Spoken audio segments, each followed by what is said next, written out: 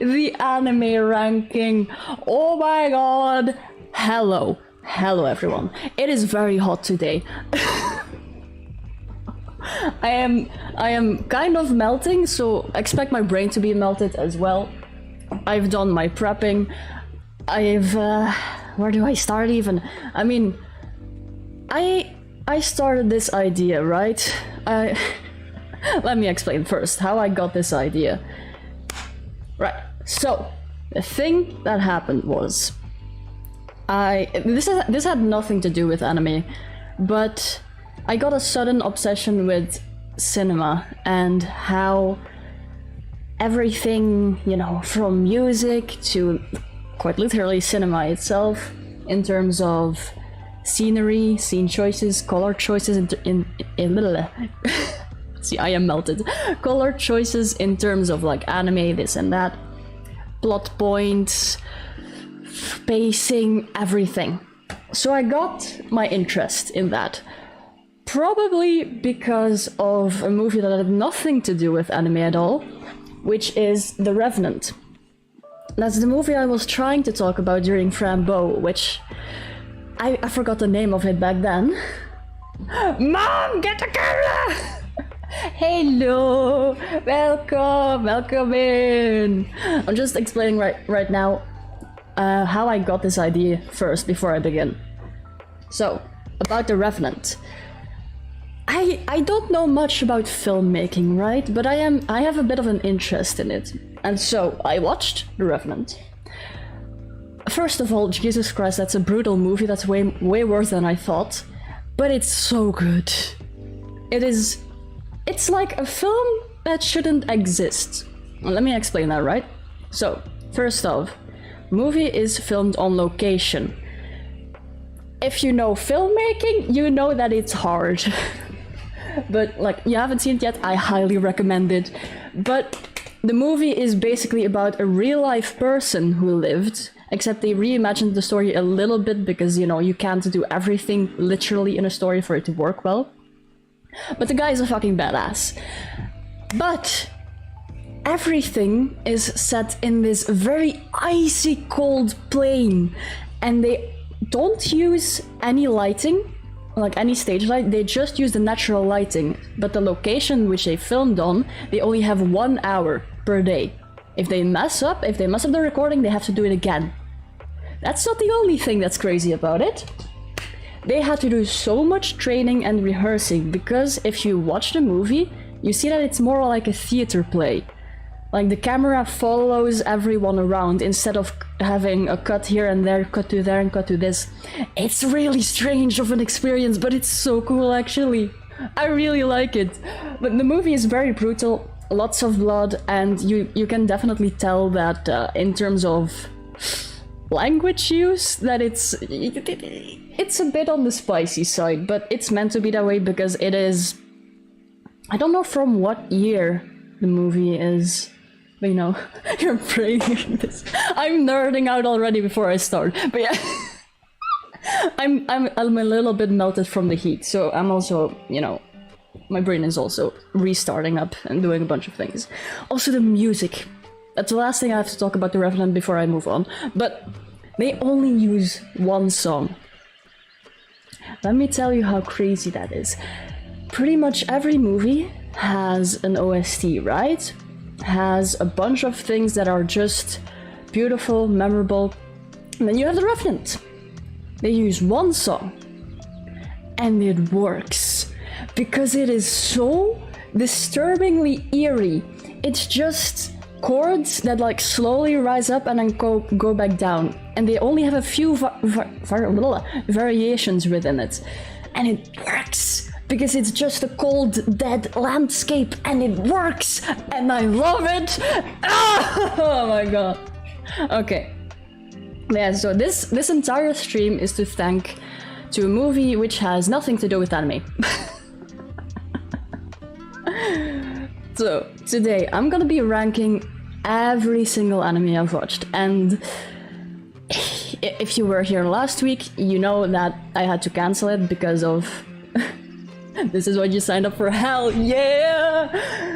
Ah! I had to cancel the stream last week. One, because I was sick, but like, you know, that's been sort of ish better, been going better. The second thing is, I underestimated how much anime I already watched. I thought it was like 12 or something. No. If I look through the amount of anime, I can keep scrolling. So I have my main list, my main anime list. I'm gonna have a speedrun round for the animes which I couldn't get to. And I have a dropped list, the animes that I've watched and dropped because they were either so terrible or because of other reasons. So, mail? What mail? Oh. So I have a bunch of animes, and I have the notes on my phone for the main list. Like, my anime list? Yeah, my anime list. The all of the animes that I've watched. I'm gonna be ranting about them. So we have a bunch of tiers that you can see here. In the GOAT tier, I'm gonna only put one here. And I'll put that there at the end. I'll go through all of the S rankings and put one on the GOAT tier. All the dropped ones, obviously, are gonna go in the dropped one, and I'll explain why I dropped them. And my notes that I had on my phone, I had to do like a lot of cutting down. I was a little bit too passionate. Like, oh no, my stream is going. Okay, like yesterday, even before, like, since I'm melting. It is very hot. When I woke up, I went to my PC, I looked at my notes, and I thought, oh god, that's too much. So I spent the next 11 to 12 hours cutting it down, and then I went to bed, and now we're here today. Let me pull up my notes before I begin entirely. I had them... Let me scroll all the way back up. Oh. Alright. Neil! Neil! Neil! Sorry. Thing is, like, since I have my notes on my phone, I cannot check if YouTube is being a bitch. So hopefully it won't be too bad. Hopefully the YouTube servers don't melt. Otherwise I'll eat Neil personally. Okay, first anime of the day. No, I'm sorry, doggy. I'm sorry. Give the doggy a head pat. I'm very passionate today, I'm sorry. Okay, first anime of the day. Mans is fucking dead. Ace Attorney. Maybe it's a little bit of a strange one to begin with, but I am a huge fan of the games. And I thought, you know, why not? I'll watch the anime. So I have a little bit of a bias for it, just because I like having Ace Attorney crumbs. And this anime, I'm gonna try to be as honest as I can, right? So, the anime was a lot of nostalgia for me, simply because the music, the characters, finally seeing them voiced, like holy shit, the dub is really good. It's really fucking funny. Especially like the voice actors for Phoenix and Edgeworth. They're fucking hilarious. If you've seen the blooper reel, that's even better. Hold it, your waist! No, I'm not gonna hold it, I'm gonna keep spitting. The blooper reel is so fucking good. I laughed my ass off during it. It is amazing. So, while a lot of people kind of shit on the anime, which I get it, but I see it a bit as a separate thing from the games. This is like a bit of a fan service-y crumb to me. So, visuals, pretty average. There's a lot of things that could be improved on it, personally. Music, iconic because of the games. So, you know. In terms of characters, honestly, because of the nature of the games, the characters are better portrayed in there than in the anime, because you lack the internal dialogue, or at least a lot of it, which takes away from the characters. But I still think it's okay-ish. So, overall, I think it's still a pretty nice watch. I'm not sure which tier to put it on. Because it's nothing spectacular, it's more like a crumb. Should I put C for crumb? But I feel like that would be a little bit low. Maybe. I did enjoy the anime though.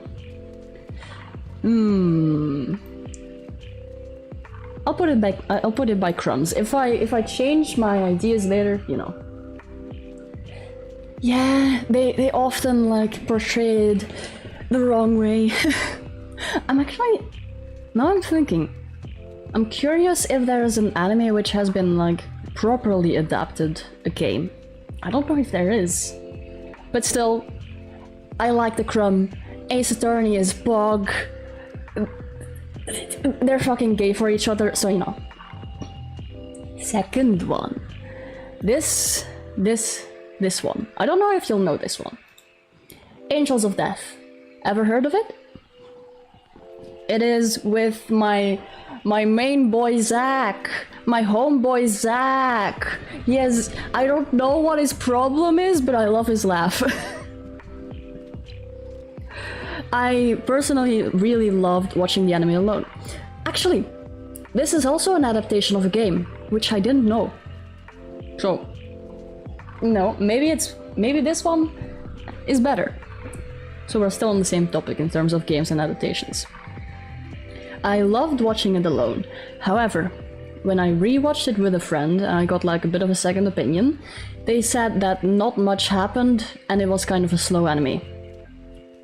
But at the same time, they have horrible taste. So I'll take their opinion with a grain of salt. So this anime, everyone, is weird. Hold on. Serious movies? Yeah, that's true. To be honest, I feel like adaptations of games to movies is still better than live action adaptations because those ones should not exist. They take away everything for a cash grab. It's horrible. It's bad. Like, movie industry, can you please make something original? Make The Revenant. Something like that. Please. But being creative is a bit too much, apparently. It's adaptation after adaptation. The thing with Angels of Death is you're often very curious about what the characters think, what makes them tick. Because they're so clinically insane, you really can't always think what's in their brain at the moment. I haven't watched Angels of Death. Yeah. It is still a decent anime, but there are a few problems with it. Like, in terms of visuals, it's alright. Like, if you can see, the moon especially, that's probably the prettiest thing you'll see. In terms of the OP, not that great, I'll be entirely honest. And OST, couldn't find it. I only could find the game OST, so I don't know what's up with that. In terms of plot, there's really not much plot going on. It's just emotionless amnesiac girl and serial killer escape room. That's basically the plot, and it's more character driven than anything else. So this story is really more about characters and how, like, even the worst people can have a bit of a change of heart. So, the thing with my judgment on this anime, right? The ending is bittersweet. I do really like the ending, but it has a bit of a pacing issue, which I mentioned before when I watched it with my friend. It's kind of on the slow side. I'll be honest. It's a little bit painful, but you know. I still personally like it, but I feel like I don't know if I can put it at B tier. I would give it 1 point extra just because of Zach's laugh, so maybe top of C or bottom of B that I would put it personally. I'm not sure. It was better than Ace Attorney though, so I'll have a think. I'll put it like bottom of B tier for now. Next one. the big one. Attack on Titan. Everyone knows it at this point. Pretty much everyone. Even if you don't watch it, you've at least heard the music, which I'll talk about in a bit. Basically, the cool thing about the rambling! The cool thing about Attack on Titan is if you watch it for the first time, you don't know shit. You don't know anything what's going on. You know just as much as the characters, or, if you watch a little bit more, you know even less than the characters. Sasagio, get the fuck out of here with the Dutch covers! I am not accepting that here. No. Oh, just thinking about it, no. But the thing with this anime, right, is probably, even if you haven't watched it, you've already been spoiled by it. By, like, the main reveals, this and that, twists and turns. Which is kinda sad, because if you watch it for the first time, this anime is, like, if you've seen a spoiler, that's detrimental to your watch time. Everything in this anime is so important that you go in blind, but it's so hard to avoid spoilers because it's such a popular series. So that's the only thing that I'm really like iffy about, is that spoilers are everywhere, sadly. But like visually, really good. Especially the hand-drawn Titans, really good. The thing is though, I know a lot of people like complain about the CGI, but honestly, we've seen worse. There's been way worse CGI. And if you know a little bit about animating, which I do, Titans are fucking hard to animate, frame by frame. So I forgive the animators for it. I don't want their wrists to break. Really. Overall, it's really good visually. And music, I don't think I even need to say it. It is so legendary that even if you don't know anything about anime, you've heard the music. It's very iconic. If you hear one song, you know, like, it's Attack on Titan. Yeah! I'll get to 7 Deadly Sins. It's in my list. I have a bit of a spicy opinion on it. That is a long series, just like Attack on Titan. But like I said, with the plot, twists and turns, very amazing. If you don't know the spoilers, in terms of characters, they vary from one-dimensional to really complex characters. So there's a big cast, all of them are very lovable, but, you know, it's sometimes a bit hard to keep up with that amount of characters. And the main thing I would say, right, this anime is very good. However, one thing that is a bit of an iffy is, you know people will die. You know at any moment your favorite character can die. Because that's just the world it's in.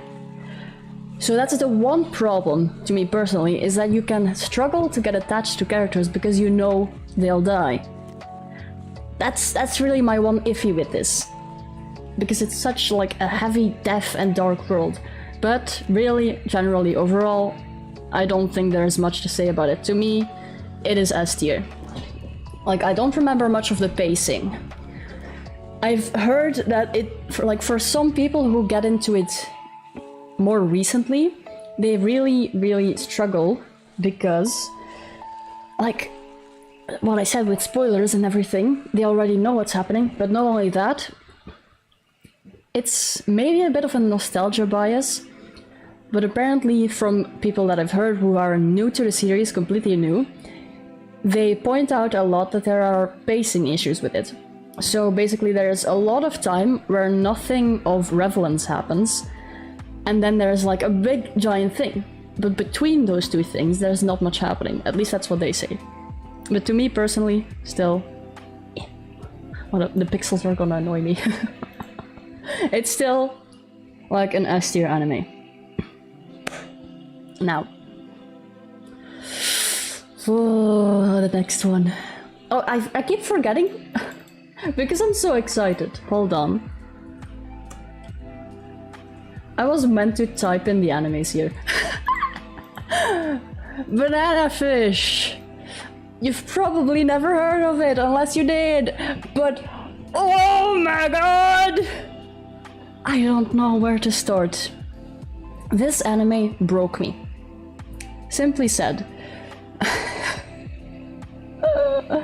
The name is very silly. It is very silly of a name. And when I watched it, I only saw the prison scene and the kiss scene. So I thought, oh look, this will be a romance anime. No! No, no, no, no, no, no, no, no. I thought this was gonna be wholesome, this was gonna be sweet. No, no, no, no, no, no, no. This was painful. This broke me. Like it's not a you're gonna cry type of anime. It leaves a pit of dread in your stomach for weeks kind of anime. Oh. If you get into it, you better be prepared. Because, oh my god, I feel so bad for the characters. I'm not gonna say too many spoilers, but still. Oh, it is a ride. In terms visually, it's beautiful. Especially the openings, like, it's gut-wrenchingly bit the music. Especially if you know the song read by Survive Said the Prophet. If you watch the anime entirely, and you listen to that song again, your stomach gets torn a hole all over again. In this case, like, the characters really drive the plot. So I personally really love that. I actually prefer when it's more character focused than plot focused, because you get to see more of actual, like, people. You can connect to them better. And, you know, aside from the whole breaking you thing, in terms of pacing, it speeds up and slows down within reason, so I think it's genuinely really, really good. I would say, even though it will probably break you, even though it is very painful to watch, do it. It is such a good anime. It is sweet, it is painful, it's gonna slap you in the face, but it's good. Genuinely, like, we already got 2 in the S tier, hell yeah. I have a lot more anime to go through. Maybe I need to start talking a little bit faster. Bungo Stray Dogs! My child! My baby anime! I love this one so much. It is a long anime, I think. Like, there's a new season out, I haven't watched it yet, but I'm probably gonna do that pretty soon. But I am overly in love with this anime. The characters, the visual, the humor, it's very good. It's exaggerated, but that just adds to everything. It's a perfect balance of serious and just laughable, so it's a very good time to see. But one thing that I find really unique about this is that all of the characters and their abilities are based on novels, on IRL people. Like Dazai, for example, he quite literally has the same name as his author, and I think most people do in this anime, actually. Skeleton, hello, welcome in! I'm just talking about Bungo Stray Dogs. I keep forgetting to change the name. Whoa. There we go. I'm being very passionate about this. So, like, the ability no longer human belongs to Dazai, and the novel is No Longer Human by Dazai Osamu. I hope I'm saying that right. But basically, it is very, very, very good. Very, very good. I struggle to say things because I'm half melting in my room. But it is a very original concept. It is maybe a bit on the long side, but it is definitely worth it. The anime also deals with things such as depression and a bunch of other things, which it handles really, really well. Like the topic of abuse and a bunch of other things, like orphanages, this and that, it's really well handled. And general main story is just a mafia port and the detective agency. Those two are the main things which will kind of bounce against each other, and the characters, you'll love them no matter which side they're on, honestly. So, because of personal bias, right? I kind of just want to put that here. I love this one too much not to put it there. Maybe I'll have a rethink and like put it a little bit lower, because these are really good. But I'm keeping them because it's my list. I'm putting this one here. Next one. I have watched the furry anime. Let me type this down. Beastars. Quite something. Let me put this in the best way possible, right? It's Zootopia but for adults. And there are some very heavy topics discussed here, but basically the anime binds sexual desire together with the carnivores in the series.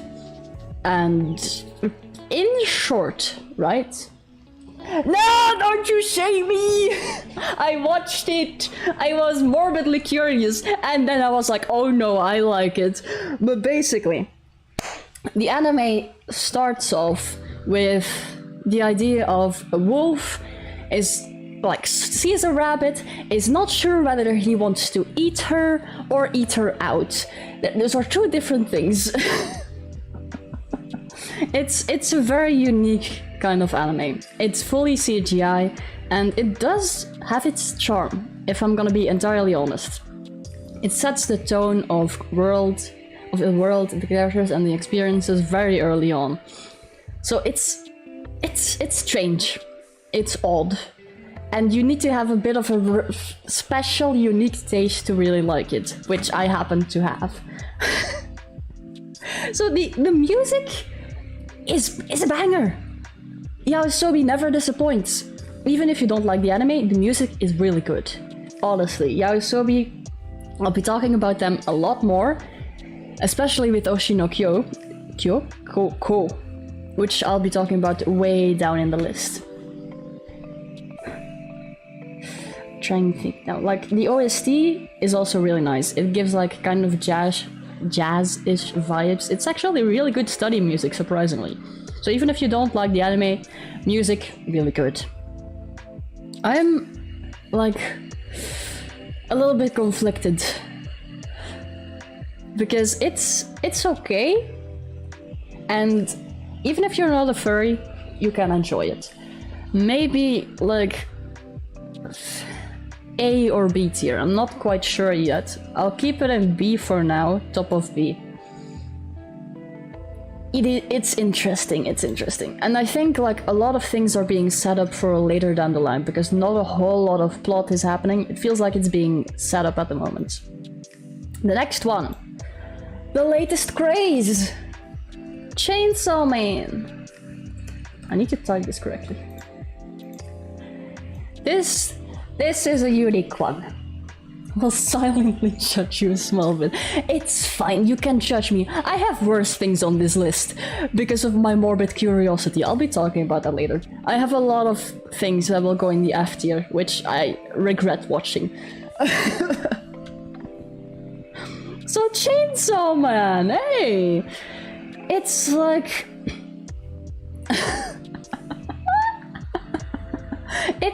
To me, it's like Chainsaw Man is not really mid. It's the latest hype shonen anime.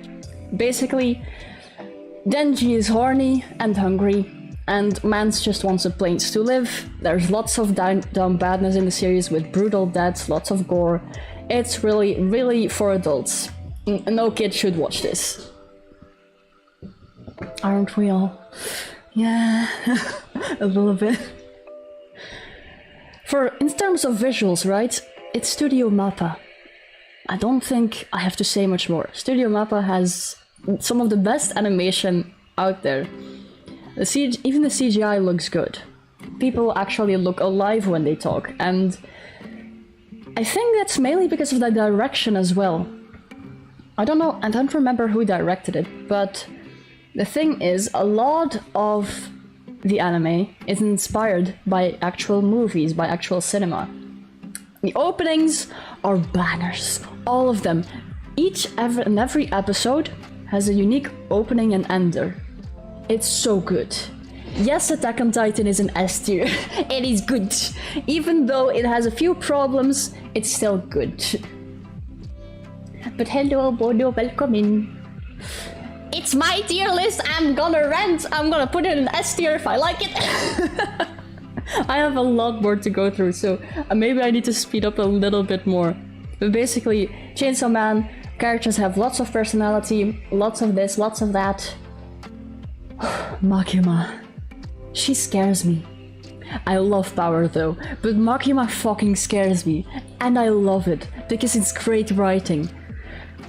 Though the only thing that I have bad to say about Chainsaw Man is you struggle to get attached to characters. At least it seems to force you to care about characters. Like the first death of the series, I'm not gonna say who it is, but I could not bring myself to care for the character at all. Not even in the slightest. And I get attached to characters very easily. So, just for that, honestly, I have to like not put in in S tier. It has to go in like A tier or something for me. Because plot-wise, it's pretty interesting. Like it's kind of basic-ish. You have Gun Devil and you have a bunch of smaller plots. And I'm hearing manga readers saying there's a lot more to come. But I'm not sure about it. Like, I really like it. It's like turn your brain off and enjoy the show kind of thing. But in terms of actually caring for characters, I cannot bring myself to do that. Maybe, like, if something happened to Power, I will flip my shit. But any other character, I don't care.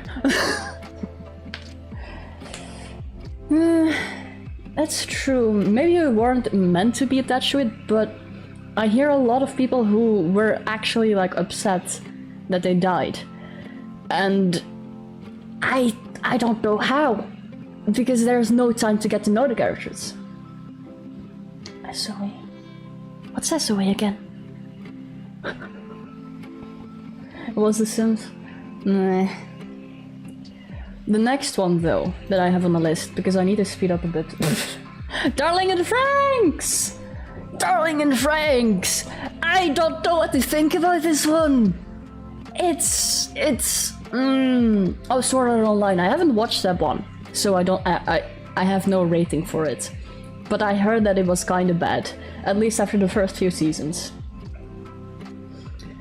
The thing with Darling in the Franxx, it's good at the start. It has a nice concept. The thing about needing two people to fly, and that being shown quite literally, like it takes two people with good chemistry for a relationship to blossom. That's the main thing about the series. However, I don't know what they did with the plot towards the end. Or why is there suddenly aliens involved? I don't know. I don't really like it as much as I used to. Like, when I look back on it, I don't like it that much, genuinely. 02 is kind of toxic towards the main boy. They're not in a very good relationship, but I guess that's meant to be, because they're both lonely as shit. They both are outcasts, and, you know, they're just trying to love someone. Yeah, 02 also, like, quite literally sucks the life out of people, so that's something of a metaphor to talk about. I'm not quite sure where to put it, because it's a good start with a bad end. I don't know what's heavily delusional. I have not put it in A just for 02. I would personally not, actually. Don't let your life get sucked out by 02, come on! It's not gonna be pleasant! It's gonna be painful! Unless you're into that, okay, never mind. For me, I liked it at first, but even though it's nostalgic to me, I have to put it in C tier. Because the ending ruined it for me. Now we move on to the next. So delightful. Oh god, we're not even halfway in the list. I'm lucky. I'm glad I have a speedrun round after this. We have Death Note! The legendary Death Note. The anime of all animes. Ooh. The thing about this is, along with One Punch Man, it's the one anime that even people who don't like anime or don't watch it have watched. And they're like, oh my god, I get it now. I understand why anime is good.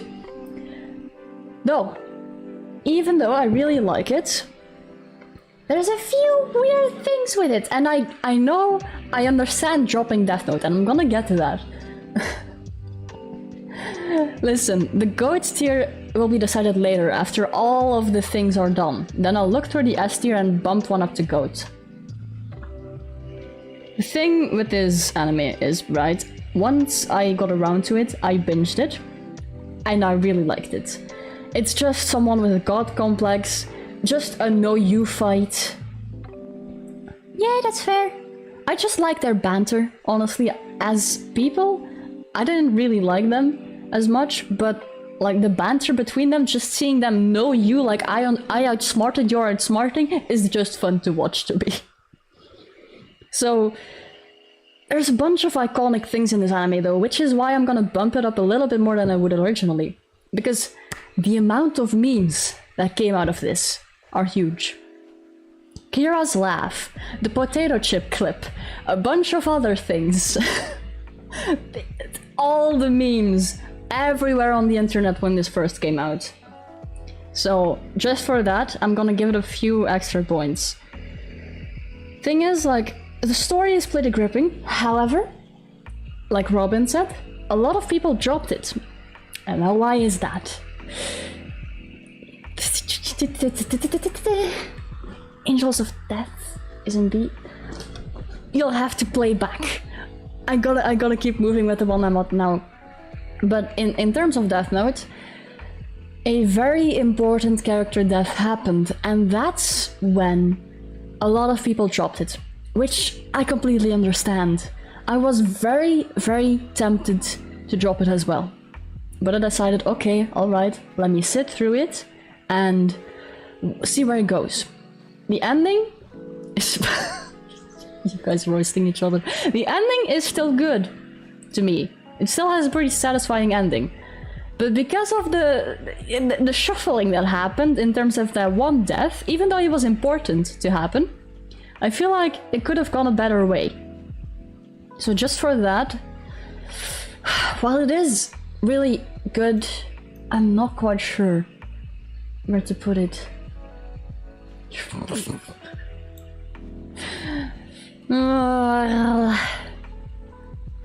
It's a fun brain of watch, so maybe I'll put it before B-stars.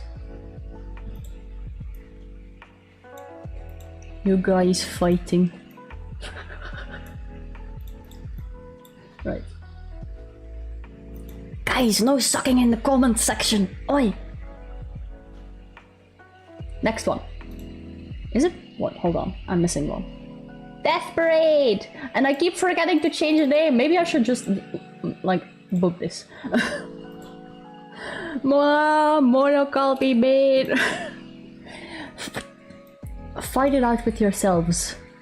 You'll both get ice cream, okay? It's fine. Next one, Death Parade.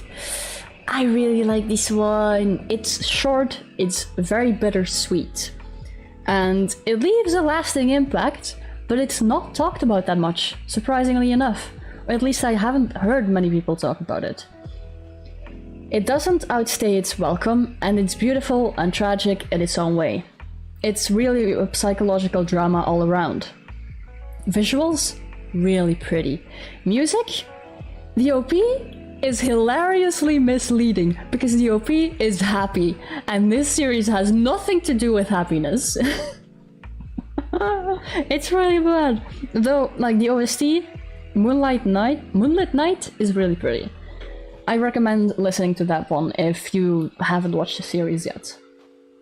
It has an original concept and really shows how people cannot be judged on their memories alone. They need like genuine time and consideration before they get sent to the void or something. Hold on. I don't know what you mean, skeleton. My brain is a little bit melted. In terms of characters, very lovable. It's like, I don't remember the pacing of it. Damn! I haven't watched Black Clover yet, but if you're gonna watch it, have fun. Personally, I'm really gonna have to speed up because there's so many more that I need to talk about. Is this one I highly recommend it because it's really beautiful. I'm debating between maybe I'll put it here just because maybe a little bit of personal bias. So next one. I have a spicy opinion about this. Demon Slayer is very popular. But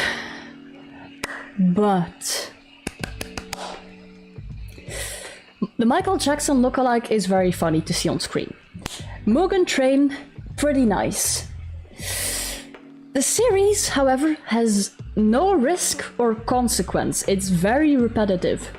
It's probably a bit of a shonen anime L, really. Like, you go half dead, you have a sudden power up, or you remember something, and then suddenly you're like, wow, I remember how to do this now! I'm gonna kill them! That's basically it. It's basically this anime. So I really, over time, lost interest. I liked the first season, I liked Mugen Train, but after that... No. It was not for me. I forced myself to watch the last season, and it was bad. Fight scenes and the special effects are really good. The OP, the first OP, is pretty memorable. The plot is clapping demon cheeks. The characters are very much shonen and like stereotypical, but that's kind of the appeal of it, I guess. But they lack a lot of depth to me. And the pacing, ooh, the pacing. That's where it goes to like C tier for me. Because the pacing is god awful.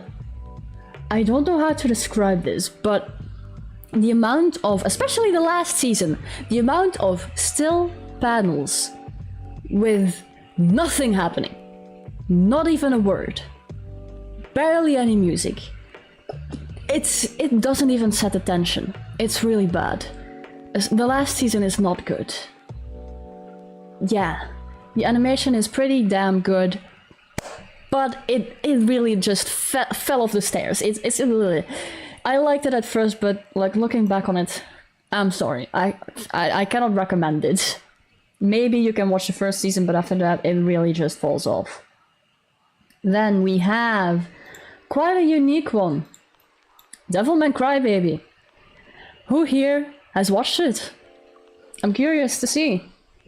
Because it's super tragic, very bizarre and odd, and the ending is an unexpected slap in the face. There's a lot of biblical symbolism, like devil versus God kind of deal, and God being like, man, my PC broke, I'm gonna turn it off and on again. That's basically the story. I'm not saying any spoilers, but it's kind of along that premise. So yeah, if you haven't seen it, I do recommend it. It's very weird, and honestly, prepare yourself because there's a lot of disturbing things in it. Like with demons, there's a lot of, you know, aside from the whole blood, there's a lot of sexual things in there, or at least implications. And the animation is, it's good, it's fluid, but it makes like a chill run down your spine. It's disgusting, but I love that of it. Like, DOP is very unique, I'll be honest. It's artistic, it has so many cinematic choices in it. It's hard to describe other than like if you see it. And the soundtrack? Banger. Every single one, banger. I've listened to the soundtrack alone so many times. It is so good. It's one of those shows which, like, you really cannot expect the ending, and it hits you in the face and it happens really fucking fast. But that's what's good about it to me. I'm putting this in S tier immediately. It's really good, surprisingly, and I'm putting a lot of them in S tier, honestly, but believe me, there's a lot that'll be in F tier later on. More so with the speedrun round. Dororo! I don't know if I'm saying it right. 1 second. What? Okay. I need to scroll a little bit for my notes. Where is it? Where is... Oh no. Oh, where's my list? Where's Dororo? Or Dororo? Madoka Magica is not in it. Let me move up a bit. Where the fuck? There it is! Right. So, Dororo. I'm gonna call it Dororo because it's easier for me to say than Dororo. It's a good anime. It's genuinely good. Like, the plot is generally a baby gets his body stolen by demons and he needs to fight them, kill them to get his body back.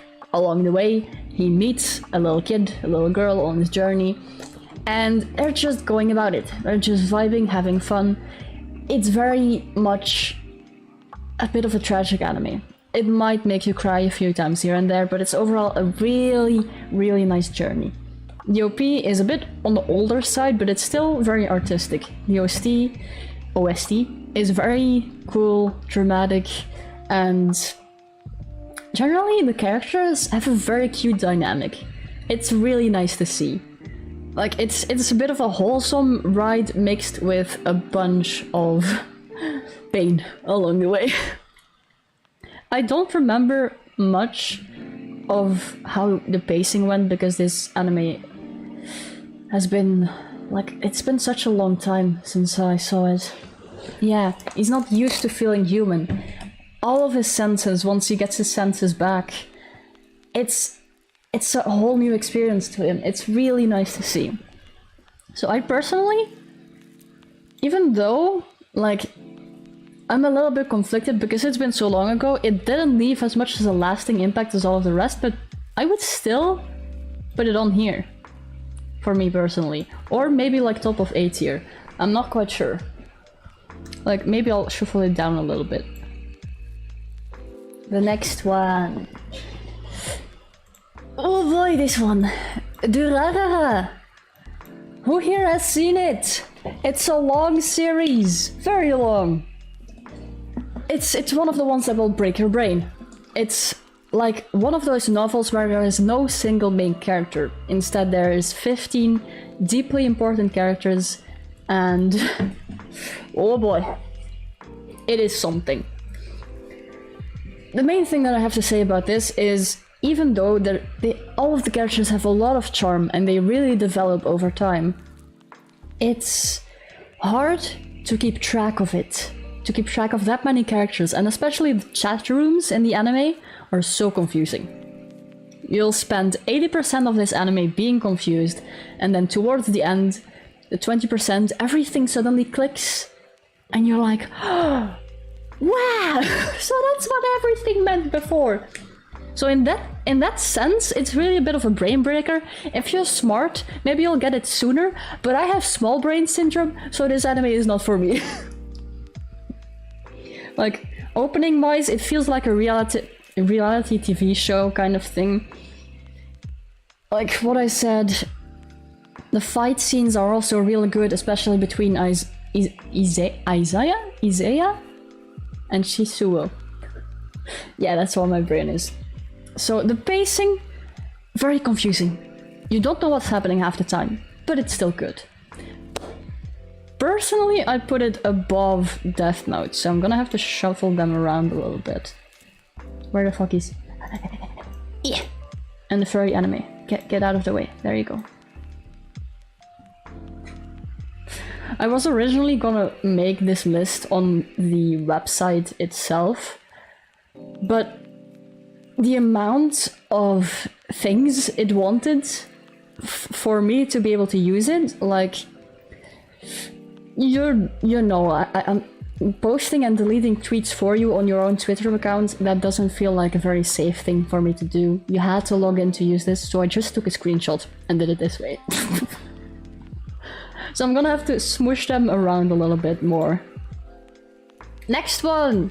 Nobody's gonna know this except me. Unless you have a brain like me. Free! That's the name of the anime. It's... I'm gonna make a very bad joke here.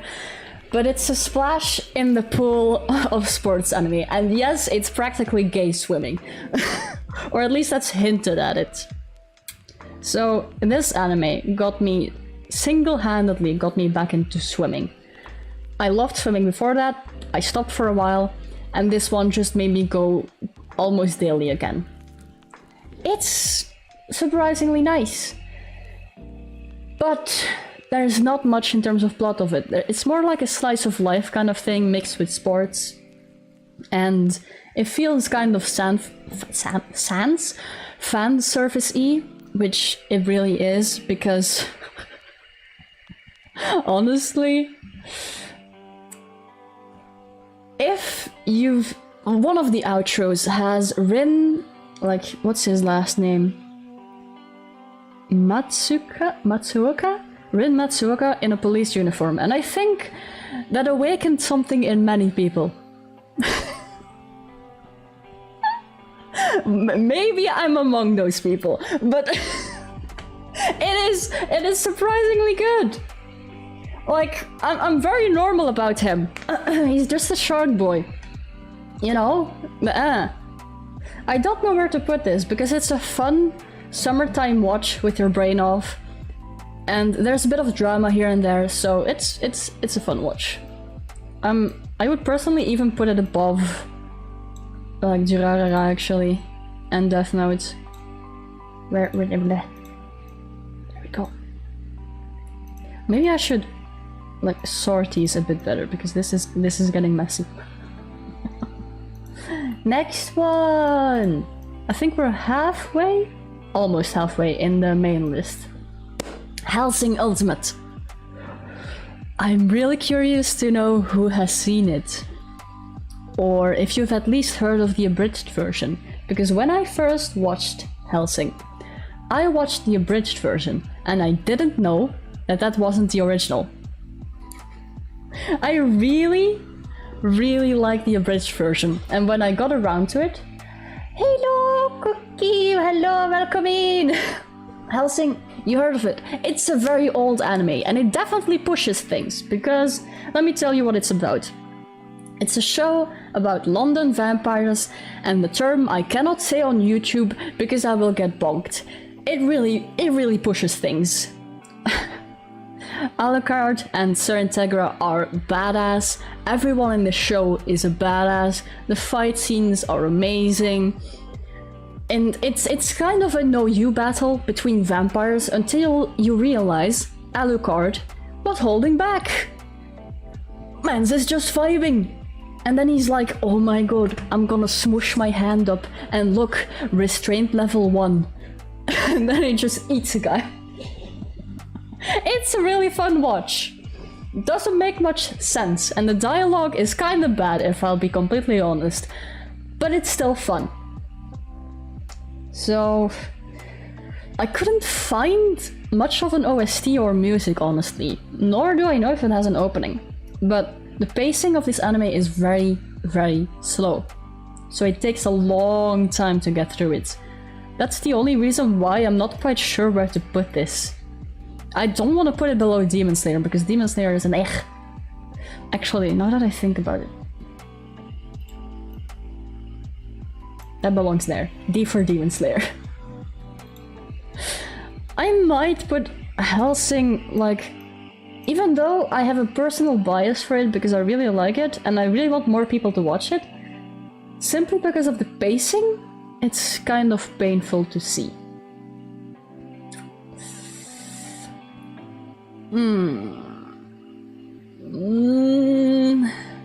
My personal bias is speaking. I'm gonna put it in A for Alucard. Okay, the next one I feel like a lot of people have heard. Hunter x Hunter, or Hunter x Hunter. how some people like to call it. I prefer to say the X. This one is a very long series, and it's hard to form an opinion on it. Oh, it's very misleading, very bright, happy colors, and then you have like the worst death and the most tragic things in it. The pacing and the plot are hard to comment on because it's such a long-running series. So, very aesthetic, colorful, and beautiful visually. Music, I'll be honest, not my taste. All of the openings, not really for me, but I can understand why they're nostalgic for people. The overarching plot is basically son's dad left to get milk and the son chases after him, and along the way he meets a child assassin, someone who is totally not a badass, and someone with really long legs. And they go on a journey and they meet a bunch of people. The one thing though, which I really like all about the series, is the villains. They're genuinely compelling and terrifying. Hisoka, I don't know what's in his head, but I need to know. Don't forget the clown. Yeah, Hisoka, that's the one I'm talking about right now. Hisoka, aside from bungee gum has the properties of both rubber and gum, I don't know what goes inside his head. He's fucking weird. He's kind of, you know, borderline predator. I don't like him, but at the same time, he's so fucked up that I kinda do like him, because it's just a fictional weird-ass character. I don't know what to say about it. It's weird. It's strange. And I don't know where to play this series. I'm gonna need a bit of input from chat here. What do you all think from Hunter x Hunter? Because I genuinely don't know where to place it. It's quite something. W for weird. Oh, I'd have to make a new tier list. I genuinely don't know. Like, it's strange, and I liked a lot of the arcs, except the last arc with Mariam and his henchmen. I was just salty because someone died, so I really didn't like the whole arc. but that's my thing. A for Ahsoka. You know, alright. I'll put it in A tier. Because I did really like it when I watched it, but it's been so long and it's such a long series, I don't know what to think anymore. But now, I need a bit of a sip of water because it's getting really hot.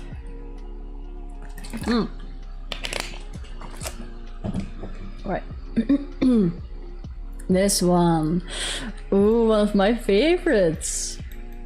JoJo's Bizarre Adventure. C for Clown.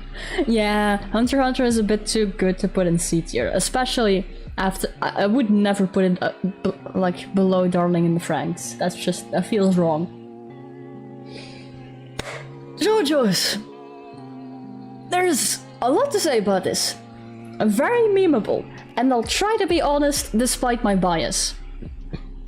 Again, the anime, it's in the name, JoJo's Bizarre Adventure. It's bizarre.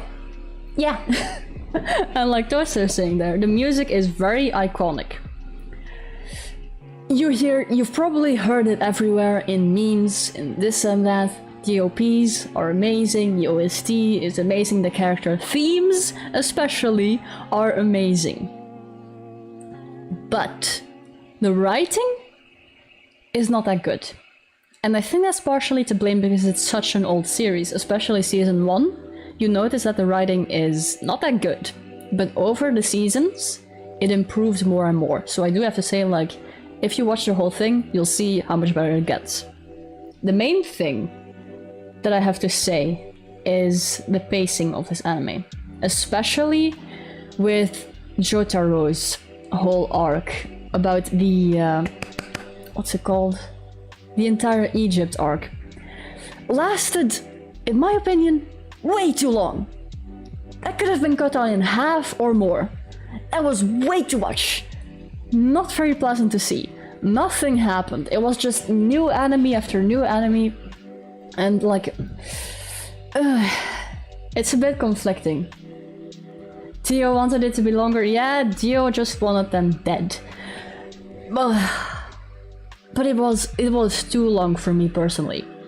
There's a few like JoJo's which I'm not even sure if I like them. I don't remember his name, but the one with the serial hand killer. What's his name again? Kira Yoskage. But then there's a JoJo in there. I forgot his name. Was it Josuke? Like the main JoJo of that whole season. I forgot his name. Josuke. Okay, okay, then I was right. I kind of don't like him. I'll be honest. I know a lot of people like it, but I don't like him. Nor a lot of that whole season, actually. I like the music, and I like that Jotaro's in it. And that's it. And I do like the memeable things about it. Oh, I bumped my mic. Yeah, like, the whole thing about Josuke fell flat with me. And there's a few more things like that, like the latest season with the female protagonist. Wait, the manga was better? I'll be honest. I read the manga and it was better. I prefer that over the anime. But the first season, I really liked. Even though the writing is terrible, I think that's my favorite JoJo, honestly. The first one. Because he's just such a like brickhead, but he's really kind, he tries his best. He's just an overall Chad. And he's the only one who fought Dio like without a stand. I think that's admirable. He's like my main homeboy. I really like him.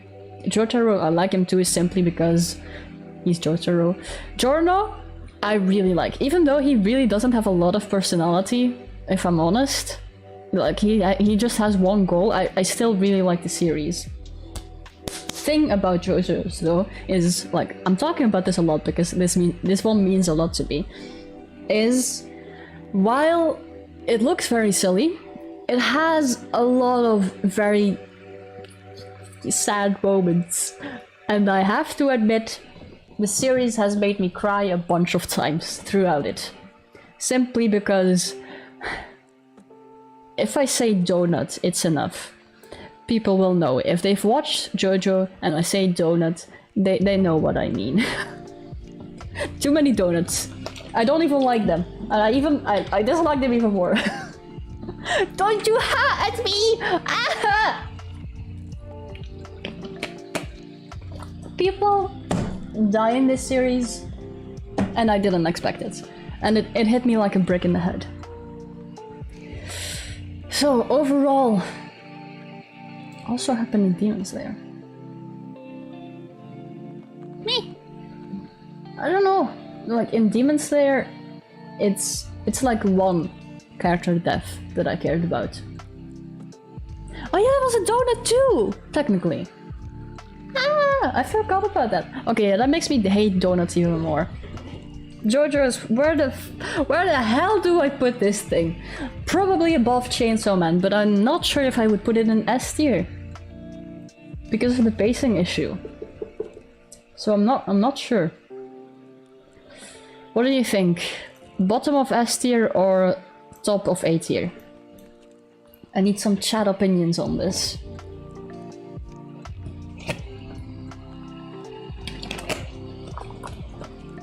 Bottom S tier, alright. I'll put it there. Because Dio. Fair. Dio is amazing. I want his shirt. I cannot find it anywhere. Next one. Jujutsu Kaisen. Another shonen anime. Do note, I haven't seen the movie yet, so I'll only be talking about the first season. Basically...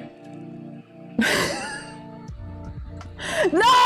Robin! Shut the fuck up! You're too late for this, I already moved on.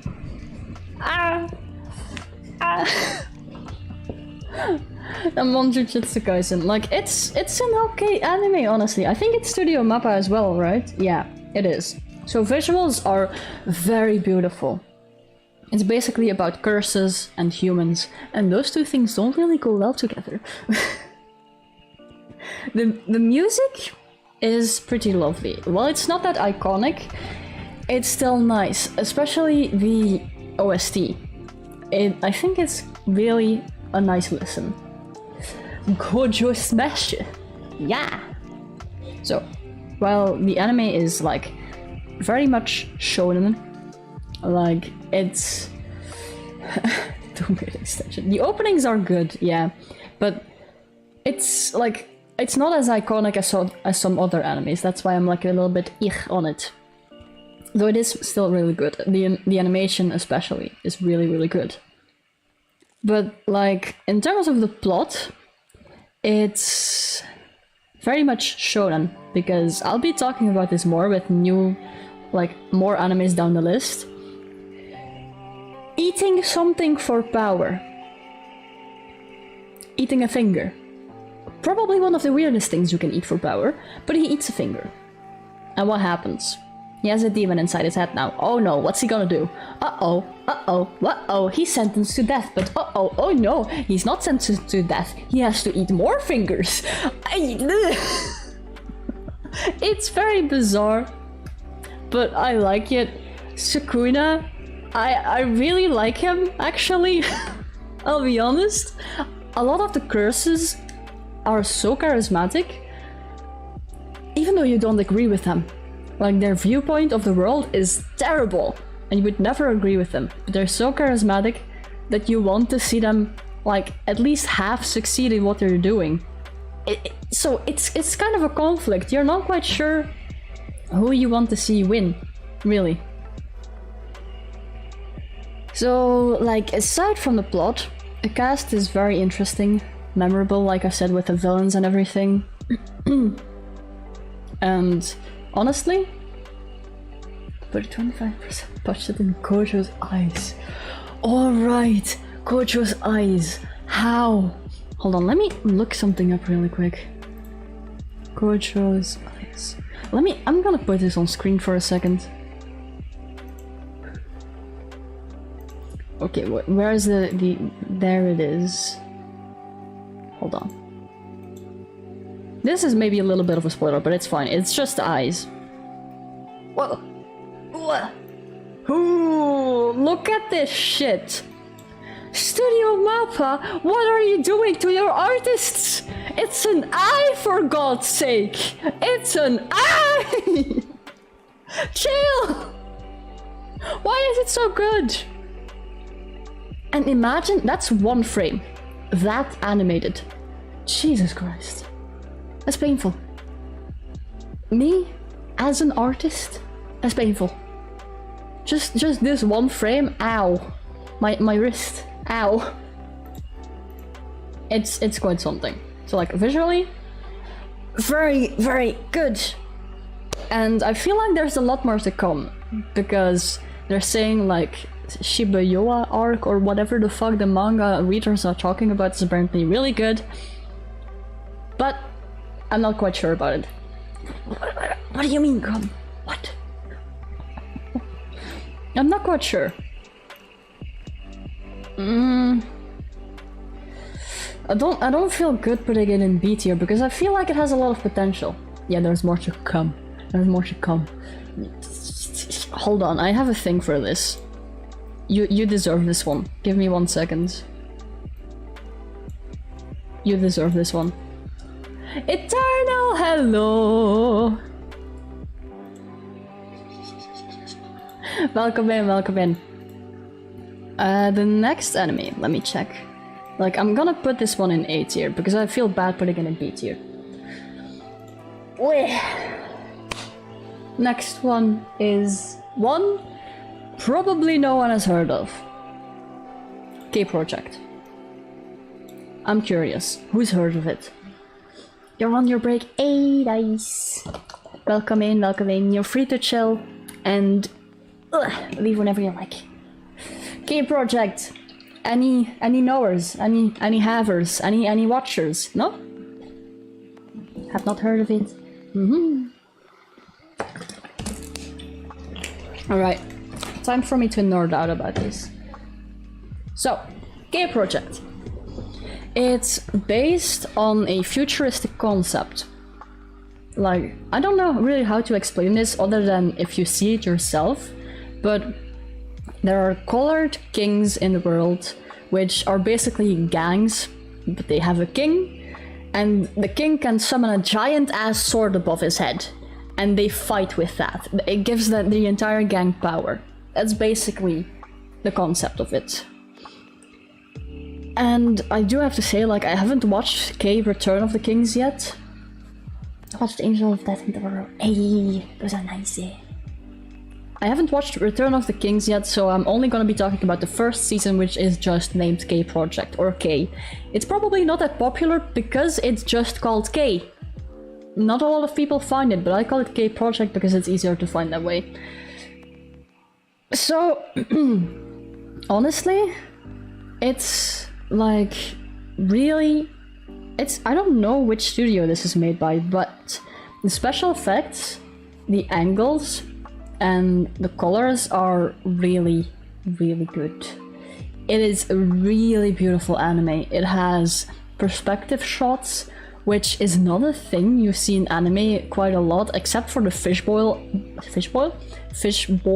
eyes thing. Let me look that up for a second. Hold on. Anime.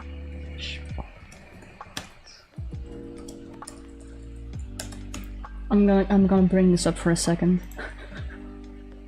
Like, for perspective shots, usually in anime, this is the most you get. Breaks over. Okay, have a nice work day. Good luck. This is the most you usually see in anime. But with K Project, there's a lot more to it, like a whole skateboard scene, which is entirely in a perspective shot. I feel bad for the animators, but at the same time, hell yeah! Get that bag! Animate that it's so beautiful to look at. The music is quite literally beautiful. It's very aesthetic and highly underrated. In terms of plot, it's fairly basic. The main character lost his memories and he's being chased down by a bunch of the clans because he looks like someone who killed one of the clan members. That's why he's being chased. And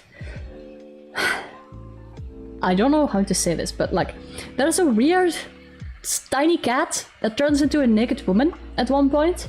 I don't know what that's about. I don't know why it's in there. And what? Well, I was thinking of you. I knew you would say something. But basically, she's there. I don't know what she's doing there. I don't know what her role is. But the thing is, the characters are like, you'll just really like a lot of them, no matter which clan or which side they're on. But they're very stereotypical. But I think that works in this case, because none of the characters evolve, like, how do I say this? What's the word for it? Yeah, the best way I can say it is they don't, like, evolve mentally. Like, if something happens, they just stay the same, they're just them. But it works in this case. And, like, there's a lot of characters, but unlike... Where is it? Unlike Durarara, you can still keep up with them. Because it's just like, you don't get that confusion addition and you don't get an overload of information. So the characters don't have much depth, but they don't need it. In terms of pacing for the series, I genuinely can't remember, but it's a fun sort of turn your brain off, enjoy the show kind of thing. Kinda like Chainsaw Man, actually. But better. Or at least you care more about the characters, because like the main guy here, I don't know what his name is, but I call him the Red King. He's my favorite. I like him. I want to see more of him. He's really nice. I put this personally not in S tier, but top of A tier. So hold on, I'm gonna very quickly make separate maps for like all the tier lists, so I don't have to shuffle everything around as much. Hold on. We have S tier, we have A tier, we have B tier, and we have C tier. It's like, it would be handier if I've done it on the side, but it's like this side I don't trust it. C tier, Angels of Death was B tier. I'm gonna shuffle this one a bit more up. Hold on. Attack on Titan was S. Banana Fish was S. We had Bongo Stray Dogs was S. Beastars was B. Actually fits it kinda because it's B. Chainsaw Man was A. And the Franks was C. Right. Yeah, Death Note was B. Death Parade was an S for me. I should have done this earlier probably to make a bunch of separate maps to put it in so I can move these around in groups. Demon Slayer, I'll leave that there. Devilman Crybaby, up there you go. Dororo was, I'll put it in S tier.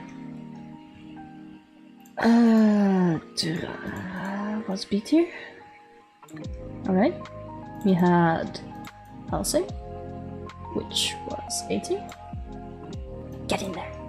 We had Free, which was B tier. I am in my drawing program. let me, oh, zoom out. Like, you can't see it. Hold on, let me. This is the best way I could do this, because the site didn't cooperate with me. Let me put this in A. And JoJo's in S tier as well. Up. Move this one a bit more like this. Go. Jujutsu was in A, and we're almost there. Okay. Key project was... There we go, now I can move these as a group. There we go. That's honestly much better. Haha. There we go.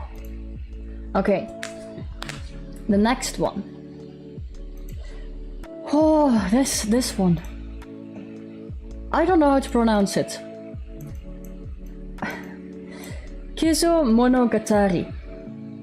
Kizu Monogatari. So, like...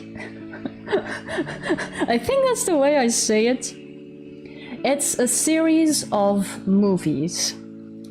In short, big titty vampire on the brink of death sucks a bypasser's blood, and now the bypasser, he doesn't know what to do with his life. Just say Monogatari. I guess? Yeah, but the Kizo is necessary because Monogatari is also a different thing. It's a series of movies and an anime which is called, like, what's the name of it again? I had it in my notes. Bake Monogatari. Like Niso Monogatari. It's a lot of Monogataris, but right now I'm talking about Kizu Monogatari. So maybe I'll just call it Kizu. Because that's the front thing on the word. So big titty vampire and man's who's gotten sucked. He doesn't know what to do with his life anymore because it's been changed so dramatically. Like you can see here, he doesn't look very happy, does he? he doesn't really know what to do. He's now a vampire too. And like... I genuinely don't know what to think of the plot because it's very confusing. It's very not literal. A lot of metaphorical things are happening, and the cinematic choices, like the jarring changes in shots, it helps to get you in the character's head, but it's so disorienting that half the time you're not sure what's real and what's not. Which is honestly a very interesting concept. But yeah, confusing. Visuals? better than MAPPA. Much better. I think that's because it has the movie buff. It's not a series, so it can put a giant budget in like a 1 or 2 hour movie. And it looks beautiful. Just not only the animation, not only the lighting, but as I said, the cinematic choices are really good. But the thing is, I've read that the only reason the series existed is because the author was horny. And honestly, based. Good for him. I'm glad. And I can see that honestly, because there's a lot of like suggestive things in it. But like overall, it's really good and I would recommend watching it, although it's not an action series. So it's a slow series. It's more talking than there is really anything happening. And you're probably missing a lot of context because I feel like I do. Because I haven't watched the anime, because there's an anime that I think happens before this. And there's a bunch of other movies, and I'm so confused where to start. I just watched Kizu, and that's it. But personally, I would recommend it. I feel like...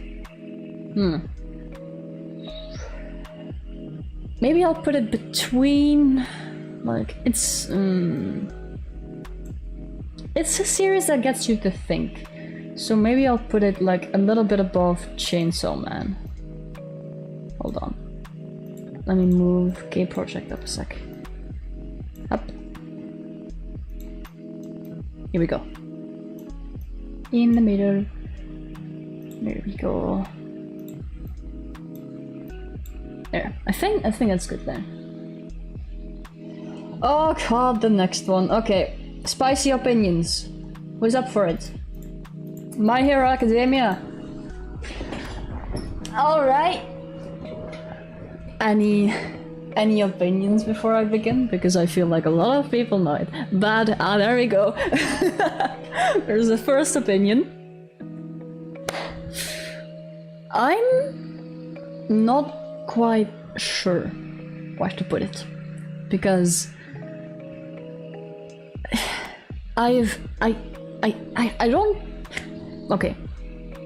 I've kind of dropped it, but at the same time I haven't. I've watched so much of it that I can't physically put it in the dropped series. I'll be honest. It's like, it started off well, because it's a hard one for me. I used to love it. First season was really good, and it has my favorite character in it, Aizawa Sensei. I love this man. He's amazing. I wish to see more of him. But the series itself is so bad. Still good, won't hear any complaints. Nah. The thing is, like, I'll explain why it's a bit of an iffy for me. Like, season 1, I liked. Season 2, I liked. I really liked the Stain arc, because it brought back a lot of, like, the original concept. I liked the Stress Dude arc, the Dovinsmith arc. I like to call him that. But the main problem, at least for me and for a lot of people, the main complaint is the series lost its original concept after the first few episodes. Let me explain. So, basically, the original concept is that Deku, he had no quirk. He was completely quirkless in a world full of quirks. And he wanted to be a hero regardless of that. So most people's thought pattern is, oh cool, we're gonna see quite a literal underdog in the series. Maybe make his way to the top, because that's what he said at the beginning. I made my way to the top. So that's what gets you hyped for it. It's like, oh, this is cool. A shonen, which doesn't have an overpowered character? Wow! So that was the main thing what people were hyped about. But like right now, My Hero Academia is a fist fight of whoever has the most quirks wins. And I don't like that.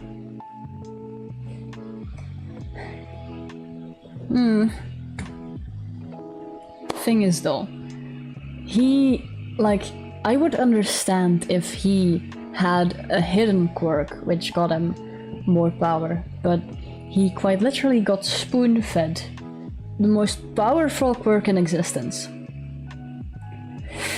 Even though he still had to work for it, to like master it, Mans has so many quirks now that it feels just awful. It doesn't feel like what the original like character at the beginning had. Like I said, it's a fist fight full of quirks now. I don't, it's a hard one for me because I used to love the series. And like, I know like maybe that's not the original concept for some people, but to me, that's what it more likely felt like. It's still like, the community is a bit divided with this one. Like there's very, very spicy opinions. Some say it's the best, some say it's like more mid-ish, some say it's like so bad they dropped it. So it's really personal taste. For me personally, I'll start with the ratings in terms of visuals. Very vibrant colors, but the budget is clearly saved for fight scenes, which is fine. I think, like especially the last fight though, Shigaraki versus Midoriya was awful visually. It was a fight scene, and normally, like Deku versus Todoroki was the peak of this anime in terms of visual fight scenes. If I had seen that instead of whatever they did with the latest fight, maybe I would find it a bit better. But if you compare it to the manga, which I originally don't want to do as much for this rating, it's bad. Shigaraki just looks like he woke up instead of being an actual terrifying villain. I could not force myself to watch it again, I'm sorry. Like, I cannot. I forced myself to watch the last season, and I can't enjoy it. The only joy I get out of this anime is if I see Aizawa. That's the only thing. And I've started reading the manga instead of watching the anime. Because this is another thing. Shut up! It's like, don't shut up, but like, I'm playing. But like, the thing is, one thing which, I don't know, Robin, if you read the manga, but the anime is terrible at adapting it. That's why I'm so iffy about it. That's why a lot of people are also not very happy with it. Because there's so much filler. A bunch of things get cut, so you don't know what the motives of the villains are, which is very fucking important in this series, all about villains. And the one thing is that it's extremely repetitive. It's training, which is fine, it's My Hero Academia, it's like a class tournament, and then it's a villain arc. And it just repeats and repeats and repeats. And it feels like nothing ever changes. That's why I like the Stain arc so much, because it challenged a lot of the things in the series. But like right now, the villains are kinda weird. I don't know what to think about it. I'm not quite sure what to think about it, really. So like there's filler, there's things that are cut. There's a lot of characters, but I feel like the series got too big over time to really keep track of everyone. Because it wants to paint every character in a unique light. But, you know, it doesn't really work for me. It's a bit too much to keep up with. A bunch of things are either dragged out or rushed in terms of plot, which I guess is partially to blame because of animation industry itself. Like, they want to push this out as fast as possible because it's such a popular series. But it just falls off that way.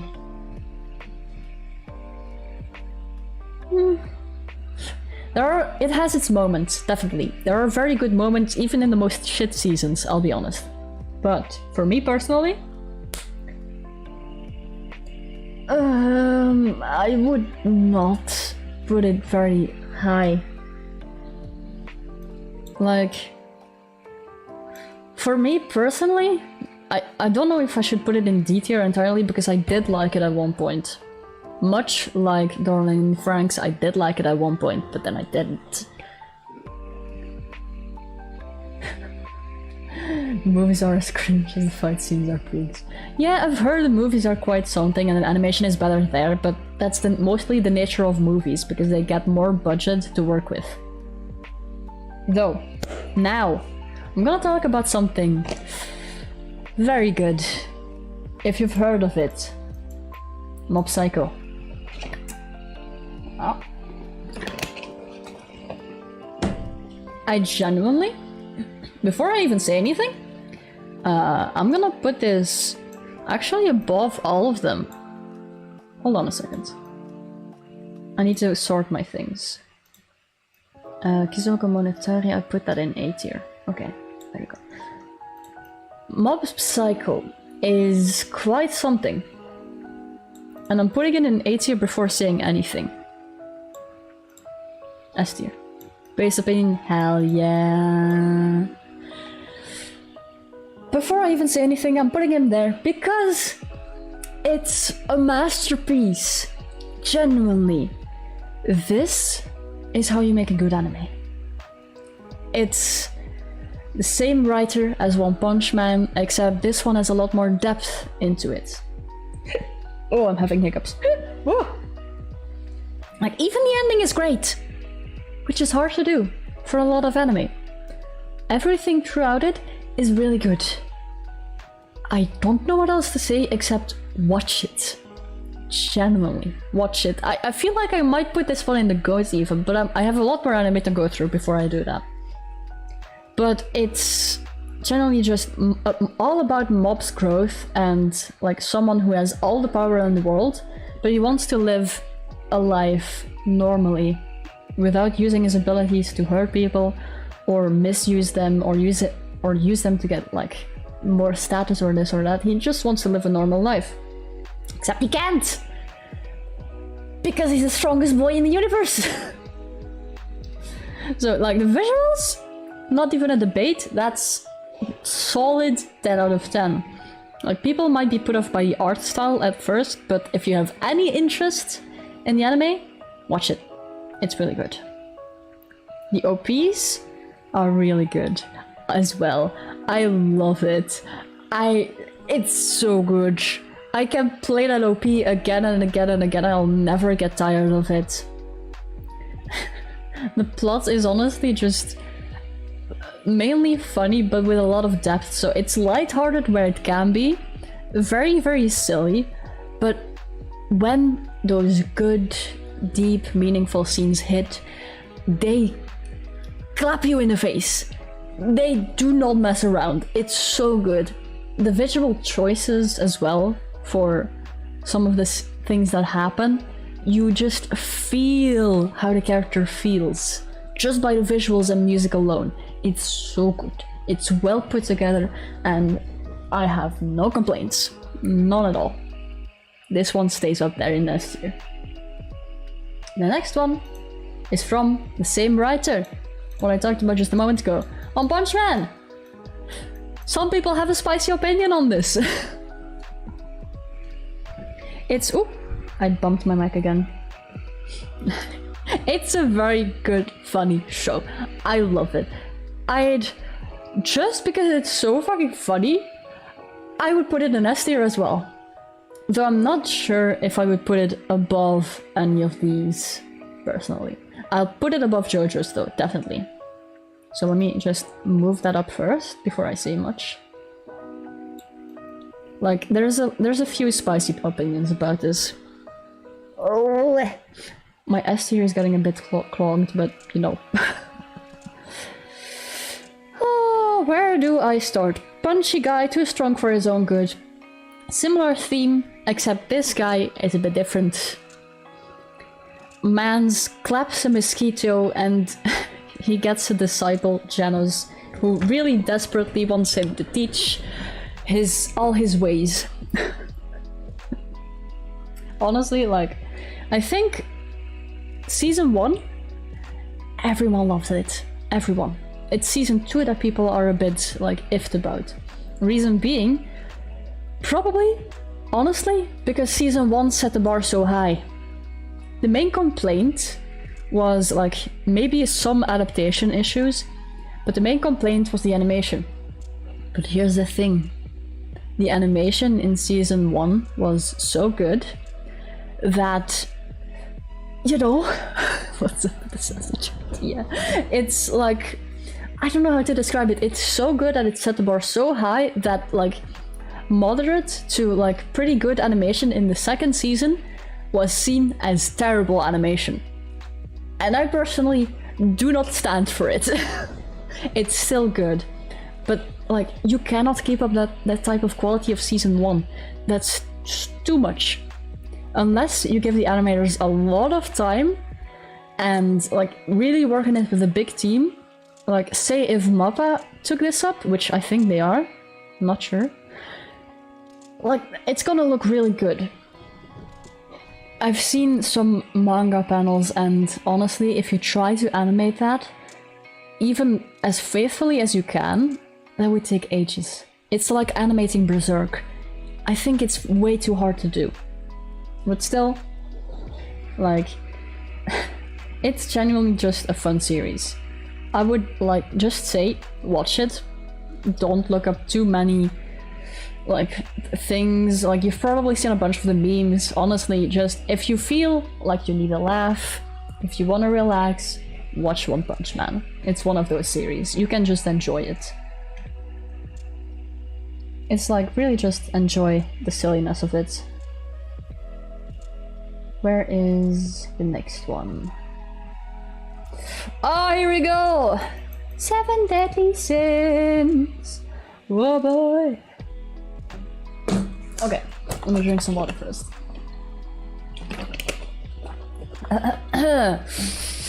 I'm gonna start rapping. Okay, first of all, this is a big series, so I'm probably not gonna remember a whole lot of it. I do hold this series kind of dear to my heart, even though it's a very long ride and I don't remember much of it. But it's silly, it's tragic, like a lot of anime are, but this one shines because of the characters themselves. It's a cast of like 7-ish main characters, and I generally just really like it. The plot, I'm not sure, because there's like a bunch of plots mixed matched together with the main plot, so I don't know how to describe it, really. It's just the personified sins trying to like live life, get together, and get their status back, because like, I don't even remember what happened in the first season, but their status got trashed because of some other people. And I really struggle to remember because it's been so long. But the characters are so good. They're so charismatic. And a lot of this series, surprisingly enough, has to do with love. A lot of it. Like, hold on, let me look at my notes for a second. Yeah. A lot of it has to do with like love and your loved one not being able to save them, having to see them die over and over again. It's things like that. So it's very colorful, but very dark. Now, animation. Visuals. This is the thing where a lot of people are a bit, you know, rightfully displeased with. It started off pretty good, but you've probably heard of it. The Meliodas and Escanor fight. It was not very good, to say it in good words.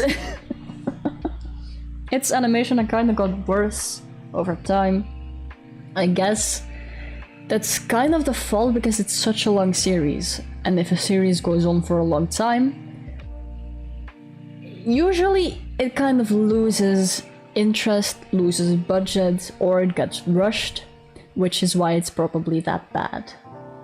So, I mean, I guess you can blame it on that. Oh, stretch. Handed it off to a beginner studio. That would explain it a lot. I didn't know that part, actually. That does explain a lot, yeah. So, like, in terms of music, the OP is very nostalgic to me. I love the OST as well. The characters really drive the plot in this. It's... you'd have to watch it, really. There's too much for me to say. It's a good series, but it takes such a long time to get through. It's like... I haven't watched One Piece, but I'm guessing like it's that type of thing. Let me see. Like, one thing though...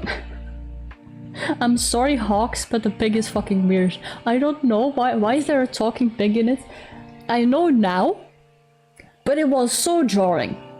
All of the serious moments got cut flat because of the fucking pig. Why? Let them have a serious moment where there doesn't happen some bizarre thing to take all the seriousness out of it. That took me out of it. So just for that, I'm gonna have to like drop it at least 1 tier. Because it's afraid of serious emotion, which I don't like in a series. At least that's how I remember it being.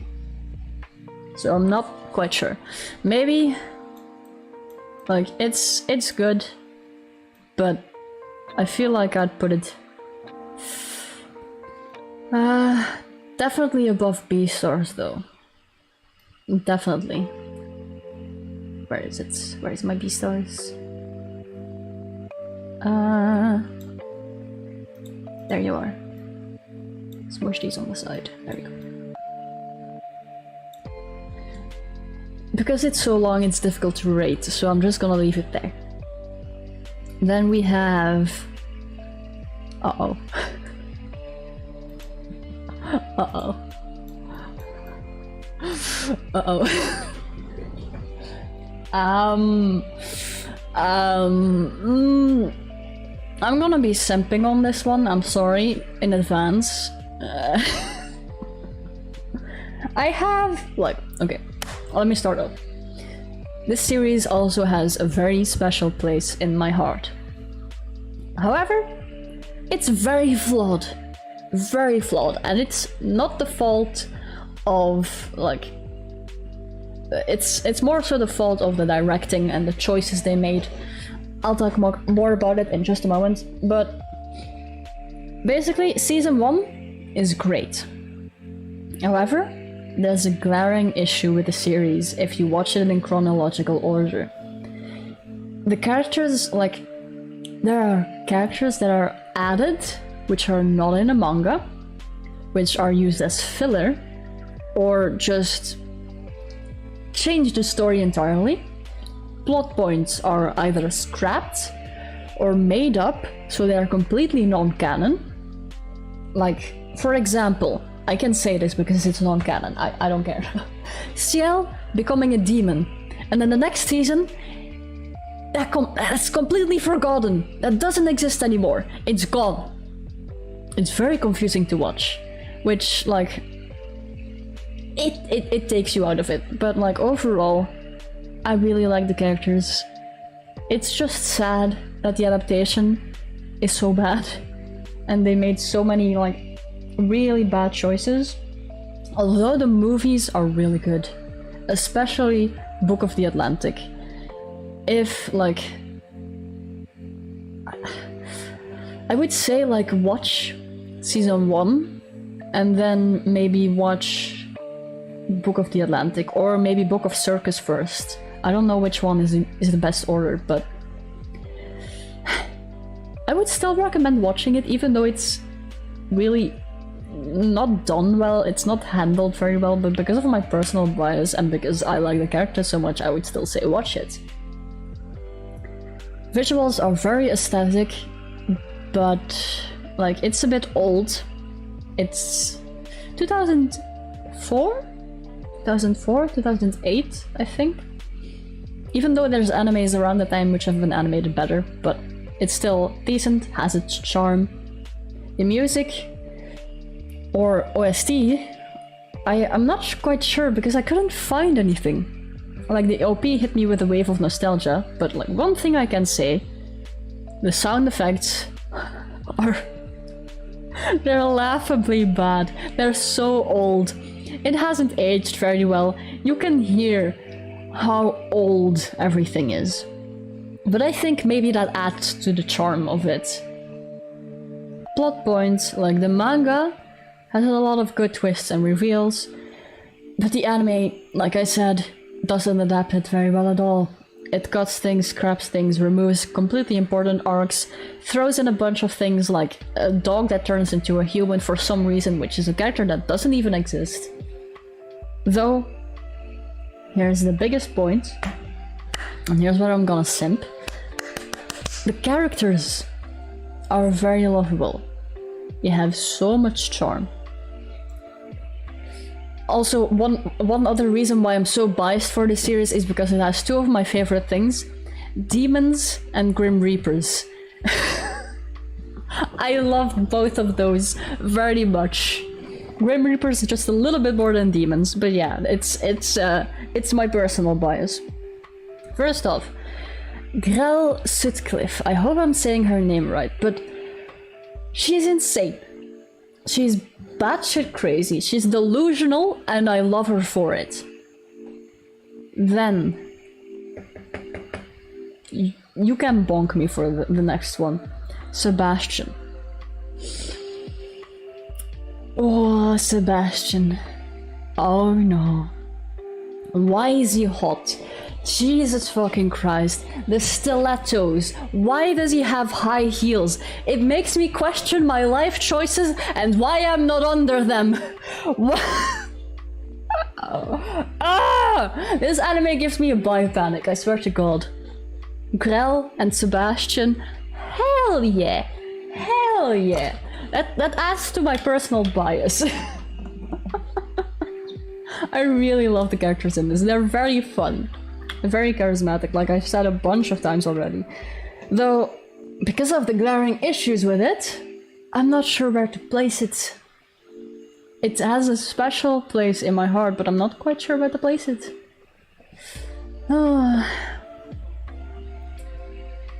Maybe I'll put it in B for bias. I think that kind of suits there. I was thinking like put it in S tier for simp tier, but no, I'm gonna be reasonable. I'm gonna put this in B. B for Black Butler. And bias. There we go. Tokyo Ghoul. Ooh. Ooh. Alright, I've just talked about Black Butler and the issues with it. Tokyo Ghoul has very similar issues, and I'm calling it the Black Butler effect from now on. It's bad. The adaptation is bad. Started as stupid kids. Yeah, honestly, yeah. It's not that good. Manga, amazing. Adaptation, horrible. I feel so bad for all of the fans, which are like, I don't know, I want to throw a chair or something because I wish this was adapted better. If it would have stayed true to the source material, this would have easily been an S tier or at least top of A tier anime. However, like I said with Black Butler, bunch of things are cut, bunch of things are completely made up and then scrapped entirely. It's really bad. It has like the best music probably out there. Yeah, like season 1 was really good. Really good. But then whenever Kaneki became Kan-edgy, it went downhill. Very, very slowly. Or in some cases, like, it just fell off the cliff. It wasn't very good, sadly. I wish someone remade the anime and did it justice, because it definitely deserves it. But yeah, music is a banger. Just for that, it's so iconic. I don't even think I can go that high. Like, oh, she hates it. I can't. My voice does not go there. I don't know who they picked for it to sing that, but oh my god, it's the highest voice in existence. Anyone who tries it will probably break their throat. It has iconic music. It's unforgettable almost, even if you don't watch the anime. You know it. It's been everywhere on the internet, even in memes. But like, yeah, because of the Black Butler thing, even though the music is really good, I have to put it in C tier, sadly. I'll put it top of C tier though, because the music is nice and very iconic. Next one. This is the first one where I'm gonna say, I don't know if you've heard of it.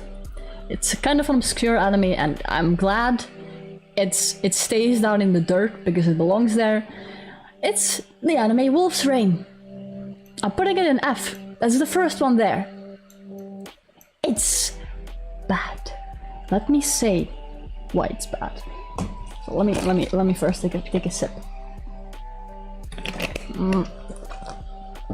I hardly remember this even. I blocked this out of my memory so much that I had to do research on it all over again. And it's just as confusing as I remember. For everything that I do remember. Ah, I bit my tongue. Ow. Basically, the only thing I remember is that people turn into wolves. See, the anime is so bad I bit my tongue. Ah. Generally, I don't even know what the plot is about, and people who watch it also don't know, because it's so bad. It's 4 wolves searching for paradise, except paradise is never defined what it is, and you don't even know if it actually exists. You need a wolf and a flower maiden, which the flower maiden is a person who is a flower, but they're also a person, and they're able to open the gates to paradise. In this world, people evolved from wolves. But some people can still turn into wolves, are still wolves, except when the camera changes from person to person, they're wolves, but then they're people, but then they're wolves, and I don't know if they're changing into wolves or if they're changing into people, or if they're both at the same time, except if they're wolves, but they see each other as people. I don't know! I don't know! I genuinely don't know. The thing is, right, the ending is awful. It doesn't tie up any loose ends. And you really need the OVAs for it to make any sense. Any at all. In fact, the OVAs are so important that they are more important than the anime itself. But no one knows the OVAs exist. I had to do a lot of research, and I didn't even know they existed. I've never watched them. People who watched throughout the entire anime and the OVAs all at the same time, they do say that it's a good anime. But I think that's mainly because probably it's a younger audience, and really it's just your brain trying to forget all of the bad stuff you just saw for the few good things that are in it near the end because of the OVAs. So overall, still an F tier. I'm not even gonna bother watching the OVAs because it's so bad. It's like someone threw concepts together that he thought sounded cool, like wolves, guns, night, bike, paradise, flower girl, yeah! And then mixed it all in a pot and it came out disgusting. The OPs are like, the music, the OP, the opening, is old, but it's a cool old, so I'll give that a point. But genuinely, the story, the main issue is that it doesn't know if it wants to be a plot-oriented story or a character-oriented story. So it forces you to care for people, which is... that doesn't work. If you're a plot-heavy, like, story, and you try to make it a character-heavy story, doesn't work. This is like, I'm gonna talk about a movie now that has nothing to do with anime, but if you watched Interstellar, for example, when I watched it, I thought this was about the characters the most. But there is so much going on with the plot in Interstellar that it doesn't leave much room for characters to develop, so you don't even care about the characters or nor what happens to them.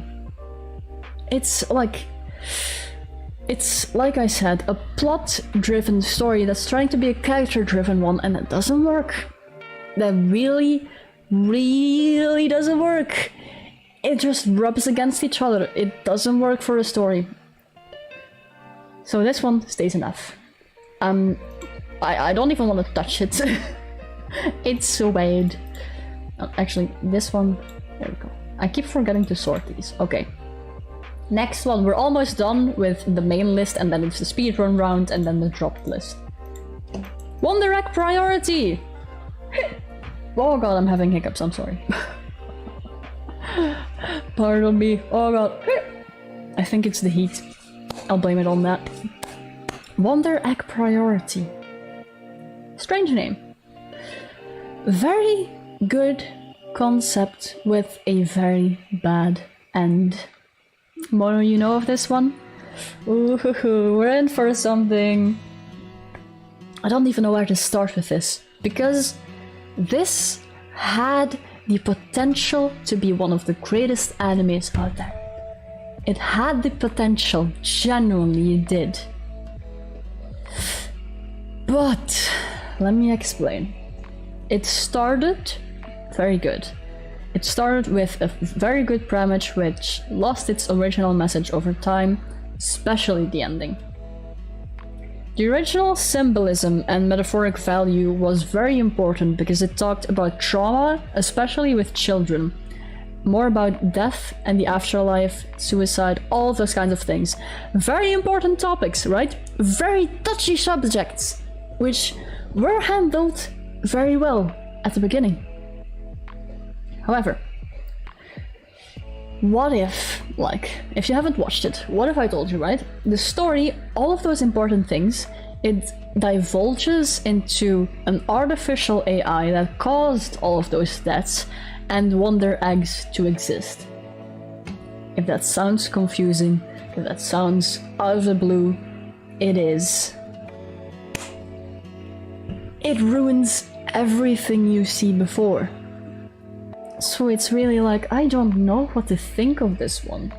Because it's visually, it's super good. The horror elements are very well done. Like, even I love horror, but it gave me chills. I was like, ugh, when I watched some of the things. Fight scenes are amazing. Genuinely amazing. It's magical, like magical girl kind of thing, but it looks so good. Genuinely so good. The music, even though it's not big, boomy, or remarkable, it's very, very good still. It knows how to set a mood, and it suits the series very well. Yeah, that one part is what makes it bad, but the start is very good. It's so good. And even though it's so bad, the ending, and it destroys everything you saw before, I still would say watch the first half. See how you enjoy it, because I have a bittersweet feeling to it, because I really like the characters. I really feel for them. I really feel for their stories, everything all of those kids go through. I really, really like how they handle things. But it's just the end that are so bad. It's like, it's a shame. So I'm not quite sure where to put it. Because it is, like, it started off really good, really beautifully.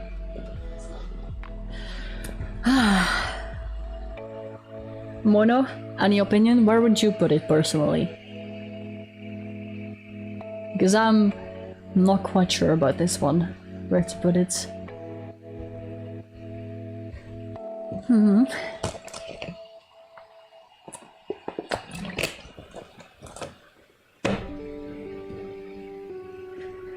No, it's not an S. Because of the ending, because it got so ruined, it doesn't belong in an S for me. If I were to put it high, yeah, like low A or high B, indeed, that was my thinking as well. And I'm a little bit conflicted. I might... It's definitely above Black Butler, but it's not above Jujutsu Kaisen, I would say, because of the glaring issue the series has at the end. So I would put it top of B.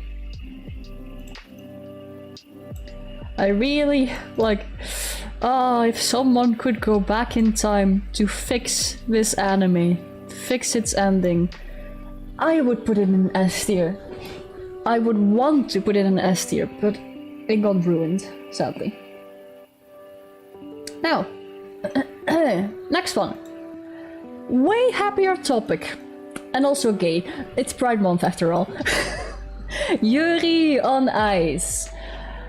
Oh boy. I think, like, I'm tempted to already put it in S tier for me. Yuri on Ice is quite something. Oh boy, where do I start? It's gay and it's perfect. It's probably the most perfect romance sports anime in existence.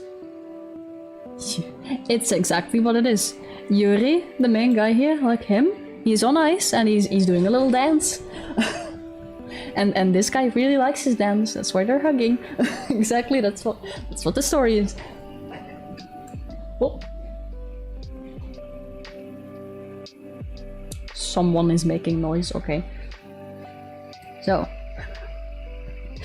what I do really like, let me state this first, is the world it's set in. The author wanted to make a world where same-sex relationships are treated completely equally as opposite sex, which is how it should be. And I really like that for it. I really like the author's vision for it.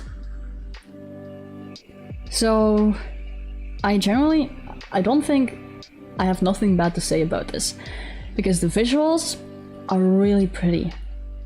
The pacing is also very good. I don't have any issues with it at all. The opening as well is pretty much unforgettable. Born to make history. The song is amazing. It stays in your head for days. It's really good. You also surprisingly learn a little bit of ice skating in the process, and it actually really made me want to ice skate. Even though I really can't. I fall on my ass constantly. I have no sense of balance, I'm used to floating. Oh, so like, I'm just gonna gush about this anime a little bit, because how do the visuals go from silly goofy guy to applying lip balm one of the most sensual things in existence? How? Ice skating together. I would love that. Honestly, I would genuinely love that. I would do that 100%. And you get to see me fall on my ass. I really want to do that. The last time I did it, my knees were bruised, my ass was sore, but I had a good time. That actually sounds like something else entirely. That doesn't sound like ice skating at all.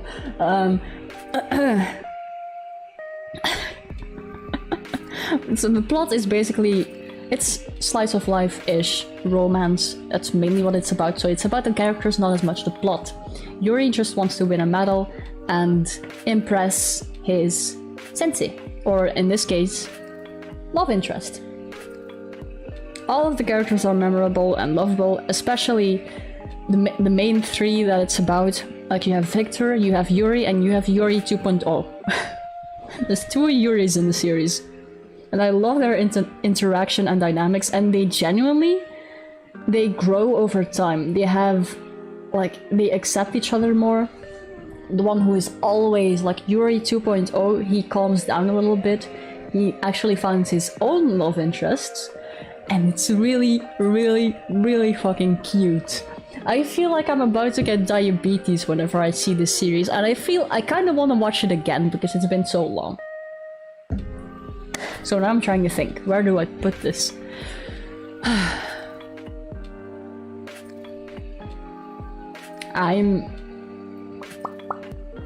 Because it's so sweet, and I like feeling all warm, I would put it above Attack on Titan, definitely.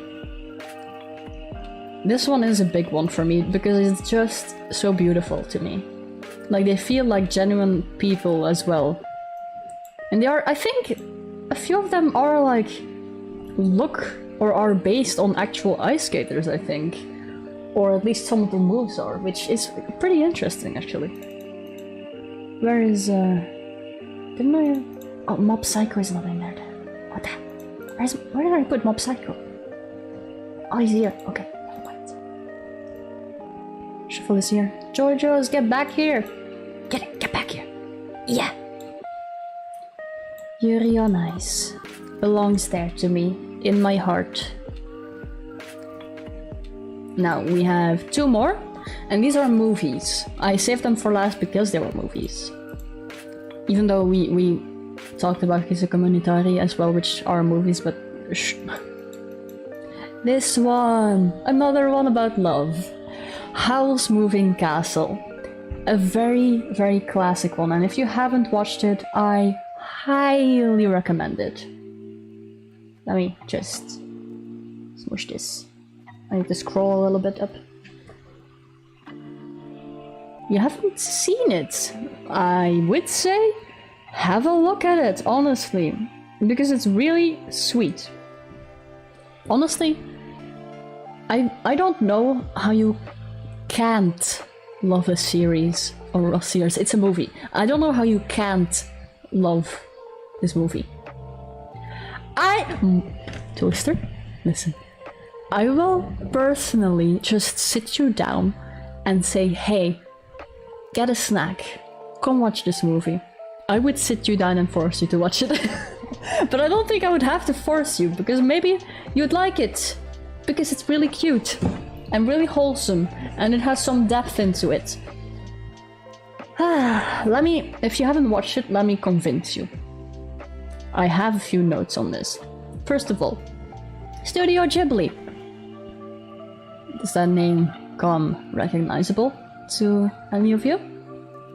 It's like the studio which has made some of the most impactful and beautiful things in the industry, in terms of anime. No, it's from that, yeah. Like Spirited Away, Princess Mononoke, those kinds of things. It feels like a league on its own. It always feels bad to like call it anime, but that's what it is. It's just so good. So I'm kind of struggling. It portrays how love exists past physical appearances, and your inner emotions, how you feel, is how you're seen in the story. Especially with the main girl, Sophie. Who, like, I can say this because this happens in the exact beginning of the movie, is she gets cursed with something. By the Wicked Witch of the West? I don't know what her name is anymore. But, like, she and Howl had, like, a little bit of a moment together, and the witch didn't like it. And she cursed her. And so she, like, whenever she feels bad, she's old. She's very old and can hardly get around, but like, I don't want to say too much, but both of them have a bit of a thing going on personally. And through spending time together, doing like things together, just generally getting to know each other, along with a bunch of the dramatic things that happen in the series, like the concept of war is both figuratively and quite literally taken in the series, because there is a war going on. But there's also wars going on inside of someone's head. Maybe it's a bit cheesy, maybe it's a bit classic, but you know. Let me tell you another reason. Howl. The man himself, Howl. How? Howl. Howl. He's like... How can Howl be such a ladies' man? Generally, I love how they write him. I love the voice actors, all of them. They're so good. They're so charismatic. I really love them. And genuinely, how can someone be so attractive yet still such a twink? I love it. Even though, I mean, that doesn't mean, I don't mean to say anything, right? But like, oh, a lot of people fangirl for him, me included. They're very cute together. I really like seeing them on screen together. It's a really cute series. In terms of visuals, there's no debate. It's very smooth, it's very beautiful. The coloring is really nice, very well picked. All of it suits the mood.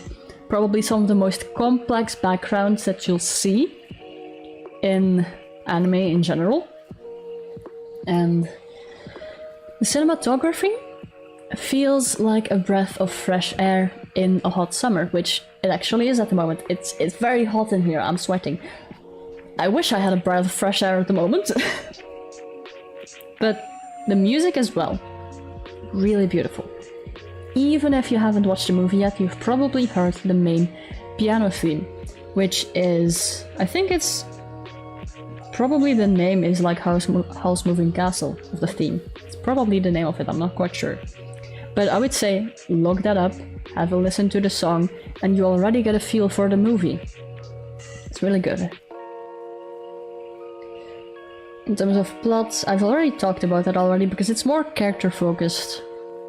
So I think it's more thanks to the nature of the movie that the pacing is really good as well. Because a movie, you can put a lot more time and budget into it to make it really flourish. And Studio Ghibli, as I said before, they do a great job at literally everything. Nothing feels rushed or dragged out. So it's literally, I'm saying literally a lot. It's the Goldilocks zone of pacing and anime and animation. It's really good. But now I'm conflicted. Because I don't know where to put this. I would definitely S tier, but I would personally, right, put this above Mob Psycho. Because it just gives you such a warm feeling. It's almost like you yourself are in love, which is something that not a lot of series can do, at least not with me. Let me look at S tier.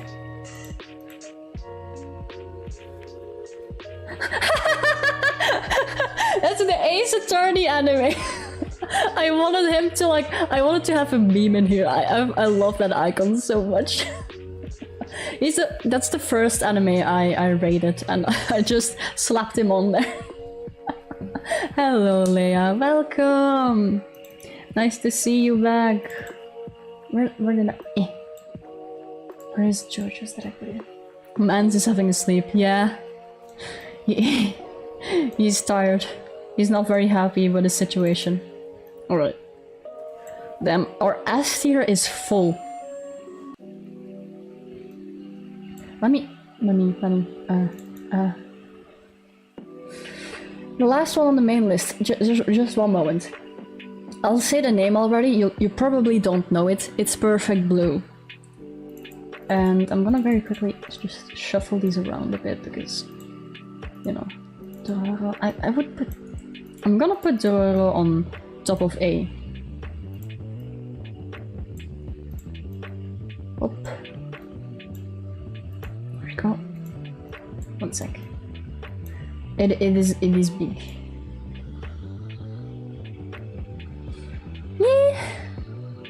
It's like more personal taste, really, most of the time. Like, I'm comparing every single anime I've watched, so there's gonna be very old ones in there, which are very classic, and new ones which haven't gone very well. Oh, alright. Boku no. Yeah, that is why it's here.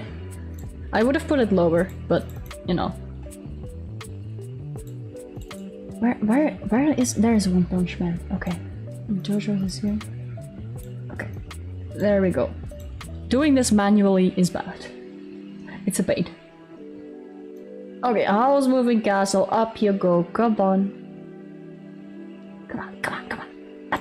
There you go, there you go. There, in, there we go. Okay. Next one. As I said, Perfect Blue. Probably no one's heard about it. No one in this chat, I feel like, has heard about it. Unless someone did, then in that case, surprise me. Oh, where do I start with this one? Where do I start? Oh boy.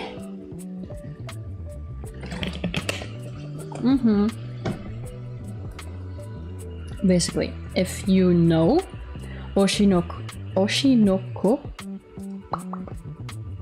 you've heard of it. Didn't like it. Damn, really? Okay. That's a surprise to me. But I guess I can understand why. But basically, if you've heard of Oshinoko, which is the newest Grayson anime, which I will talk about in the speedrun round, Perfect Blue has a similar concept. Yeah, Perfect Blue is complicated, and I'll explain more about it. I have my notes. I'll explain why it's so confusing for so many people. Basically, the concept is an idol and a stalker. Except, it's much darker than...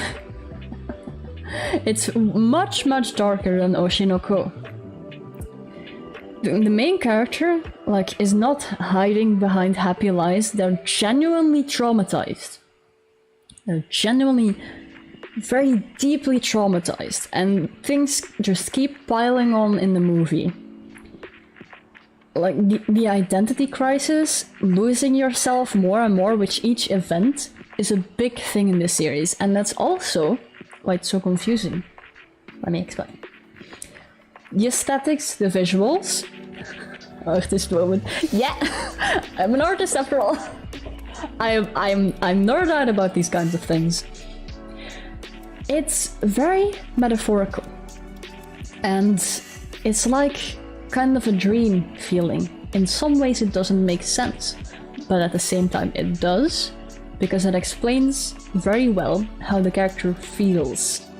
Having an identity crisis and losing yourself feels just as confusing as watching this movie is, which is the entire point of it.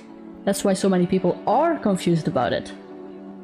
Which I think is very good choices in cinematography and writing and directing. It's really good on that part.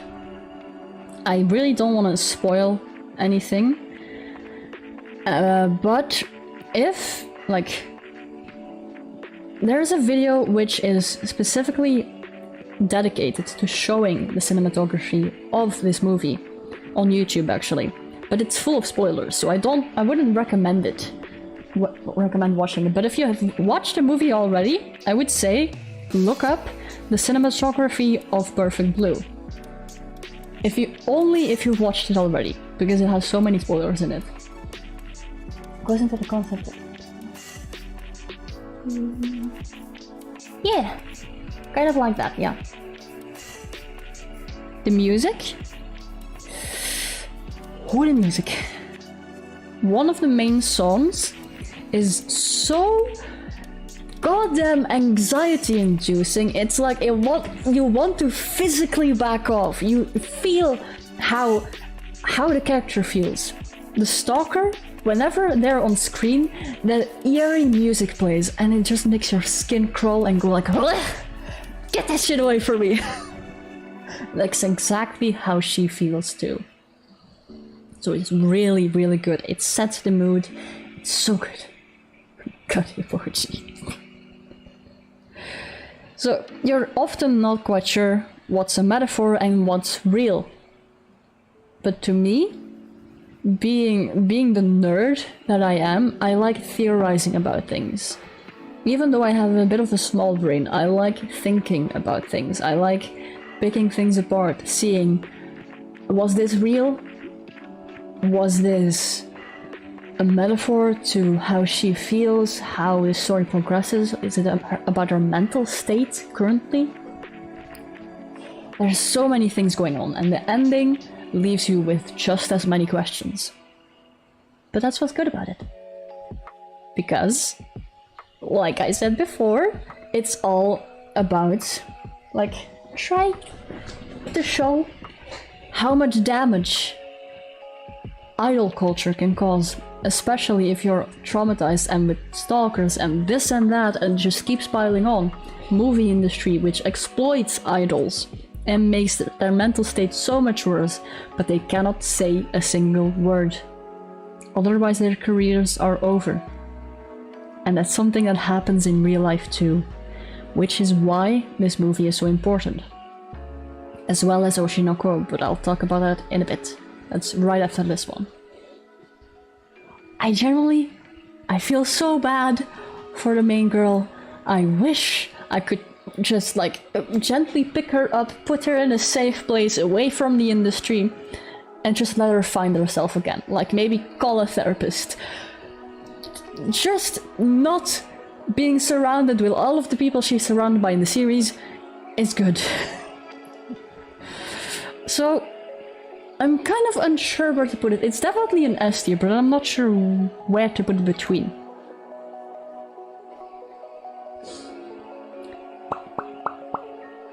I might put it in between these.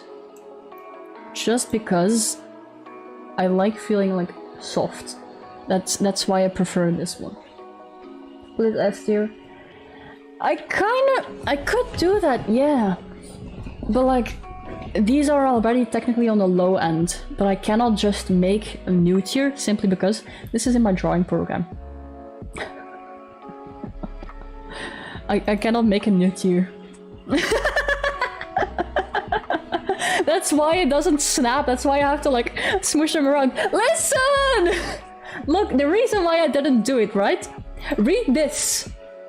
I don't want the Shidan tier maker list to control my tweets. What if they tweet how big my brain is? My career will be over. I don't want to deal with that. That was a bit too much, too invasive. No. Alright, I'm gonna put this one between Mob Psycho and the other one. Spanish and Vanish. Oh. Because it's my drawing program, it takes a little while to move things. Alright. We have just enough space, I think. If we smush them, we only need to see Dio, it's fine. Perfect Blue, you go in here. There we go. S tier is full. Jam-packed. God. Okay, so this was the main tier list. Now we have a speedrun tier list, and there's gonna be a lot more that'll be dropped in F. I can reshuffle them later, yeah, that's true. I'm gonna smush them all on there with the speedrun round, because I have a few left. Way too many left. Oh god. Oh no. Way more than I thought. Oh no. Alright. First of the speedrun round, Oshinoko. I've talked about it just before. Time to press L or W. Yeah, I'm gonna talk about the first three a little bit more than I am about the rest. But Oshinoko, basically, watch it. Don't look anything up. Watch it. Spoilers are everywhere. Just go watch it. It's so important, especially in modern day. It's so important. There are so many important things in this even the first episode could be a movie in and of itself. But then it turns around, gives you more of the show, and it improves upon it, and it shows so many important things that are so important in both idol and internet culture today. It's so important. I'd put it like, I'm gonna smush this at the same tier as this, because it's kind of a similar concept. Then we have Ergo Proxy. No one's heard of this, I think. No one's heard of this at all. It's confusing as hell. It feels like a fading dream. It's like, people call it a hidden gem, but I'm too small-brained to understand the series. It's kind of similar to Perfect Blue, except it's not. I don't know how to describe it because I went in blind, watched the whole thing, still don't know what's happening, but at the same time it's kinda good. That's true. And, like, I'm not quite sure. Because I feel so unsure about it, I would... I don't know enough about it to really have a proper opinion on it. So anyone who's watched it, I don't think anyone's watched it. Leia, have you? I don't know if you have. But, like, put it in C? Yeah. I'll put it top of C because it doesn't have the glaring issue that... I forgot the name already. Oh! Tokyo Ghoul has. That's true. You can rewatch this again and again and you'll be like, oh shit, I missed that entire thing. Next one. Fire Force. Best sound effects in pretty much all of anime. At least from what I've seen. From all of the ones I've seen, sound effects, goated. However, plot, kind of uneventful. At least the smaller plot lines are really good. The fan service... Oh god, the fan service, way too much. Please! Series, if you cut the fan service, it's better. It's so much better. There are memorable characters and just sound design so fucking good. So I would put it like, plot shouldn't exist. Yeah, exactly! The plotline is bad! But I'll put it bottom of A tier for me, because sound effects and characters. Apart from that, it kind of falls flat. It could have been better, but it's not as bad as like this. Leia? I have this ready for you. Give me 1 second.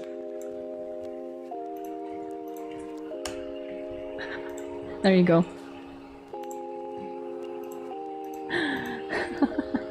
Jar, yeah!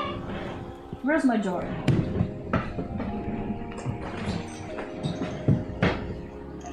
Yeah, you're going in the jar again. On my desk. Next one. Speedrun round. Don't bully me, Nagatoro. I don't like it! L, exactly. I watched... I read the manga. I didn't watch the anime. Simply because... she... very toxic. Not just toxic, very manipulative. It tries to be a romance anime, but it's just Stockholm Syndrome. Bullying someone so badly until they fall in love with you. Yeah, exactly. Promotes harassment. It's bad. Even the people who say like, oh, but they get cute later on. No. It's genuinely a bad relationship. It's very bad. It promotes terrible things. I would genuinely just put it even below Wolf Rain, which is a mess of an anime. Next one. This one I hardly remember because it's been so long. Fern Silvers 2, yeah. Terror in Resonance. I don't know how many people have heard about this, and I can hardly remember what it's about, except there are two main people, who terrorize the city. And it has something to do with how they have been treated in their youth, and they do it within reason. They don't want to actually kill people. So... it's hard to rate this one because I know so little of it, but I do know that it was a pretty nice watch, and I do remember the ending really stinging. So I might put it top of C or bottom of B tier. Simply because I don't remember anything. Maybe I'll put it bottom of B tier. Personally. Next one. Spy Family. I know. Like, anime about real life events. Nothing's believable. Alright.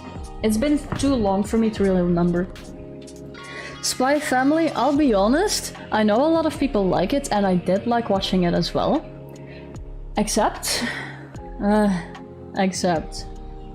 nothing happens. Exactly as you said, Lea. It's good, but bad at the same time. Reason being, like, nothing happens. It tries to be, like, it's kind of wholesome. It falls under this same-ish thing as Dragon Maid, which I'll talk about in a bit. It tries to be wholesome. It is wholesome. It has its cute moments. However, nothing ever happens, nothing ever progresses, and for that, it irks me. It irks me in the worst way possible. So I'm putting this in, like, yeah, exactly. I'm personally, I don't know. I would put it above Darling in the Franxx and Deku, though. At the very least, I'd put it above there. Smush these a little bit. There we go. Next one! I hardly remember this one as well. Horimiya. It's been too long to remember, but I know that these two are kinda cute together, and that's all I remember. Toaster Moto, can you give me a bit of a brief thing what this is about, because I don't remember anymore. Oh, it is a think moment. It's a romance anime, yeah, okay. I remember liking it though, somewhat. It's like slice of life romance anime, but I'd have to watch it again to have a proper opinion on it. Yeah, better than the usual. It is kind of forgettable, I think, yeah, because it didn't leave a lasting impact, but it's kind of like sweet, still. I think I'd put it top of C tier, maybe, for me. Even though I don't remember... Whoa! Hold on. I smushed these a bit the wrong way. Even though I don't remember a whole lot about it, I do remember liking it when I did watch it, even though I don't remember what it's about. There we go. Yay! I just went... Before the stream, I was still looking for some images. I picked the best ones I could find and just plopped them in there. Next one, God of High School. I don't remember what this is about, except fight scenes blog, they're kinda cool, and that's all I know. I think the plot was confusing. It's great but awful, yeah. Like you said, it's kind of like that.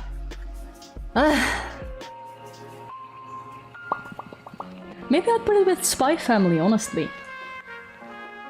Maybe a little bit above Spy Family as well.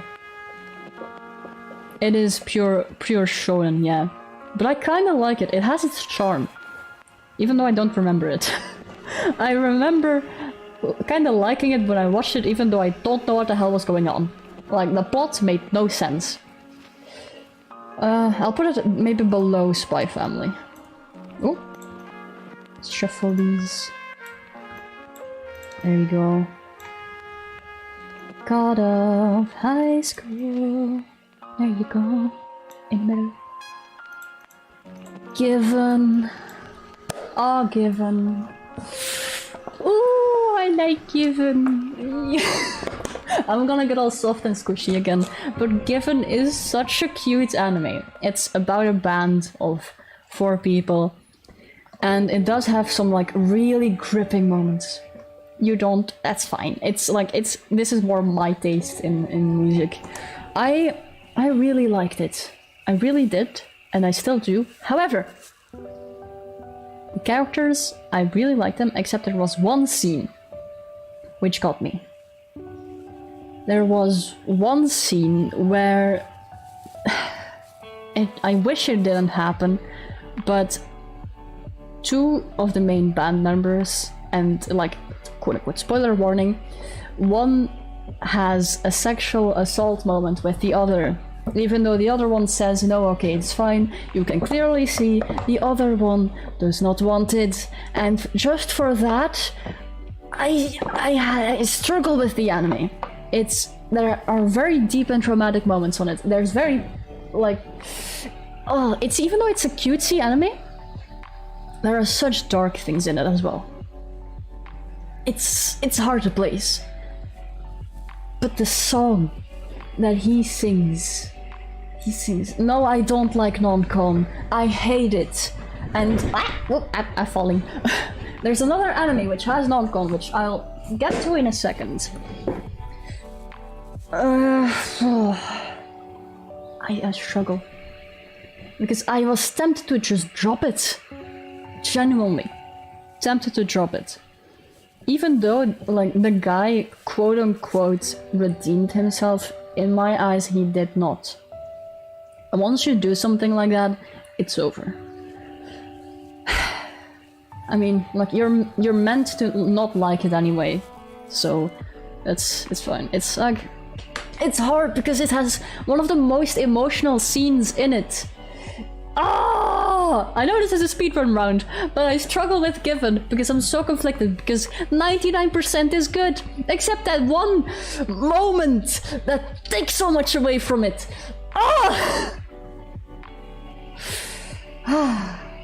Low B. I don't know. I would put it top B because it had such good moments, at least for me. But that one thing, no. Big no. Right.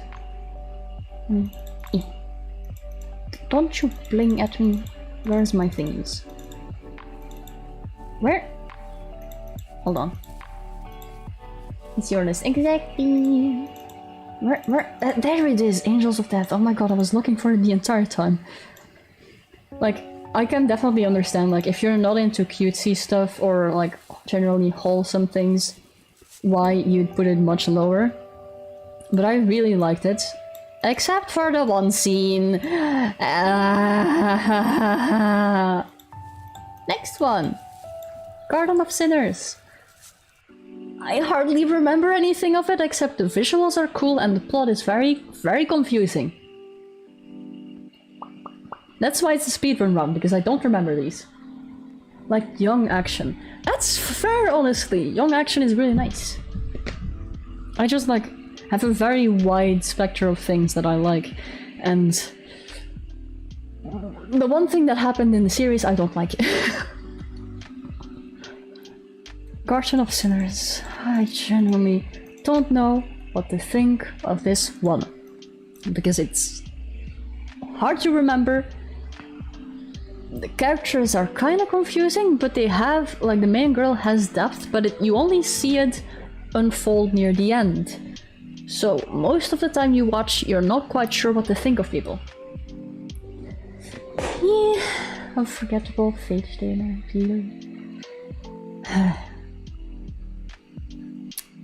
I'd personally put this one around the same as Ergo Proxy, because it has, like, a similar thing of you don't know what's happening except near the end, or you have to, like, rewatch it, and it's not very memorable at all. So let me move these ones for a sec. What? Hold on. Let me move these ones. Put this one there. Here we go. Then we have the next one. That's true. That's why I'm, like, I didn't rewatch any of the animes before doing this, because I know it ruins your initial series of it. Yep. Like, that's the thing with Attack on Titan, I think. If you were to watch it now, I think it would suffer a bit. at least like what I've said about it before, the spoiler thing, it's everywhere. You cannot avoid spoilers of it, which is the biggest issue with the anime. Not the fault of the anime itself, but just because of how big it got. Dragon Maid. I dropped it. I couldn't watch it. Spoilers of cultural problem. Yeah, exactly. But that's not like one thing. That's why it's still an S. Mono, I'm sorry. Listen, let me explain. I dropped it. Even though, like, maybe I would pick it up again someday if I have nothing better to do in my life, which I don't think is gonna happen, but let me try to explain. It was really cute at the beginning. It's a nice concept.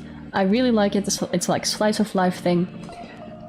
But there's, yeah, like you said, there's a lot of nothing, and also, you know the thing with the one dragon maid who is very clearly an adult and very clearly flirting and doing very weird things with a small tiny child, and I'm kind of uncomfortable with it. But the thing is, the main reason why I dropped it is because nothing much happened. Tiny child. Yeah, okay. I don't know what their names are anymore. Really. Moro, maybe you know? Hold on, let me look up that name. I don't know if that's the one. That's not her. Kana? Maybe it's Kana. The one with the big ass boobs. That's all I know. No, it's not her. It's not her. That's the tiny dragon child, but that's not the one I'm talking about. I'm talking about the tall lady. Yeah, the Shotakon. That one. I'm so uncomfortable with it. Is Lorica? Okay, let me look that up. I think maybe that's it. Lukua. I cannot say the names. That's her. I don't like the relationship they have with the small child. It's uncomfortable.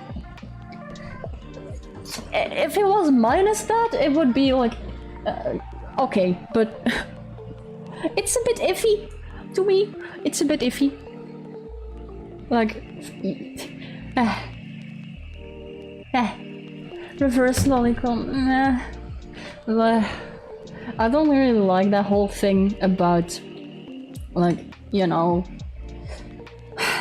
lolicons, this, that. It's kind of an iffy for me. Next one we have is... the one I hate the most!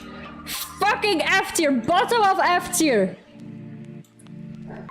So like... I don't like it when people do weird things to kids. Which, you know, is normal. I don't like it. It's disgusting and those people should be in jail. Speaking of which, this is not about children, but Dakaichi. I genuinely, this is one of the animes which I think I had a big mishap on. I thought, okay, I'll give it a shot. I'll watch it. I didn't know too much about this at first, but there is a very glaring issue which I talked about with this one, is sexual assault. This anime is just non-consensual the whole time. There is no consent there. It's awful. There shouldn't even be a couple. This guy should be in jail. Doesn't matter if Stockholm Syndrome, whatever the fuck, I don't like it. Even if it's like literal hentai, I didn't know that it was, but the concept of non-con or any of those things like dubcon, no. It's a big no. The people who like it, they like it, I guess, but for me, it's disgusting. I could not watch it. I felt so bad for this guy, anytime. And this left a bad taste in my mouth. Genuinely don't recommend watching it. Throw it in the trash. Don't even talk about it. I didn't even want to talk about it. I completely forgot about it until this morning. Now we have Castlevania. Kinda liked it. Very slow series. I really like the characters, especially like the dub. I think that maybe there's only a dub, I don't remember. But I watched the dub and it's really fun. The characters have a lot of like charm, the way they interact, very fun. Mr. Grill. I don't even know that one. Yeah, exactly. Castlevania is painful for its potential because it had a lot of things, but it had a big issue with pacing. It had...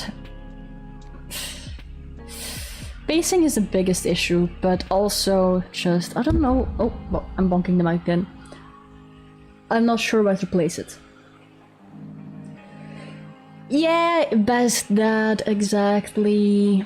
And like this guy, I care about the most because he goes through so much shit. He takes so much shit and he's still like living. He's still going on with life despite all of that, so that's quite something. Yeah, exactly. He's such a good person after all that.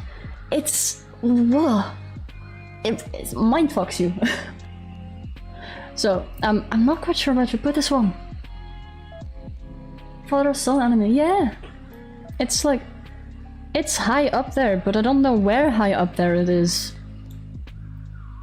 Aside from the pacing issue, I don't know. I need some input. Leah, what would you think? I feel like there is a lot of filler in it, yeah. I know it was meant to be a speedrun, but I'm struggling. I'm just so passionate about these things. Alright, let me put them in between Alucard then. Like, in the middle? Under Alucard. Really? Really? I would put it above this then. Or put them together. Like, put these two together, but maybe that's a bit too high. Maybe I'll...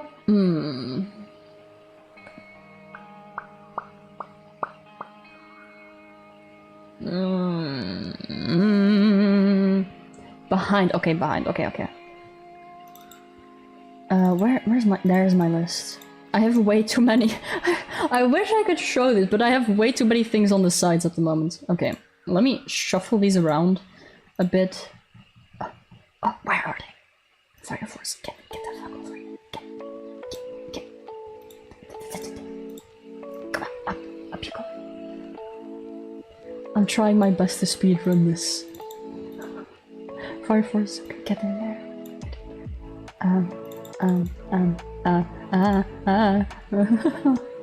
Get. Hold on. Where the fuck is it? There it is. I have way too many layers. Where?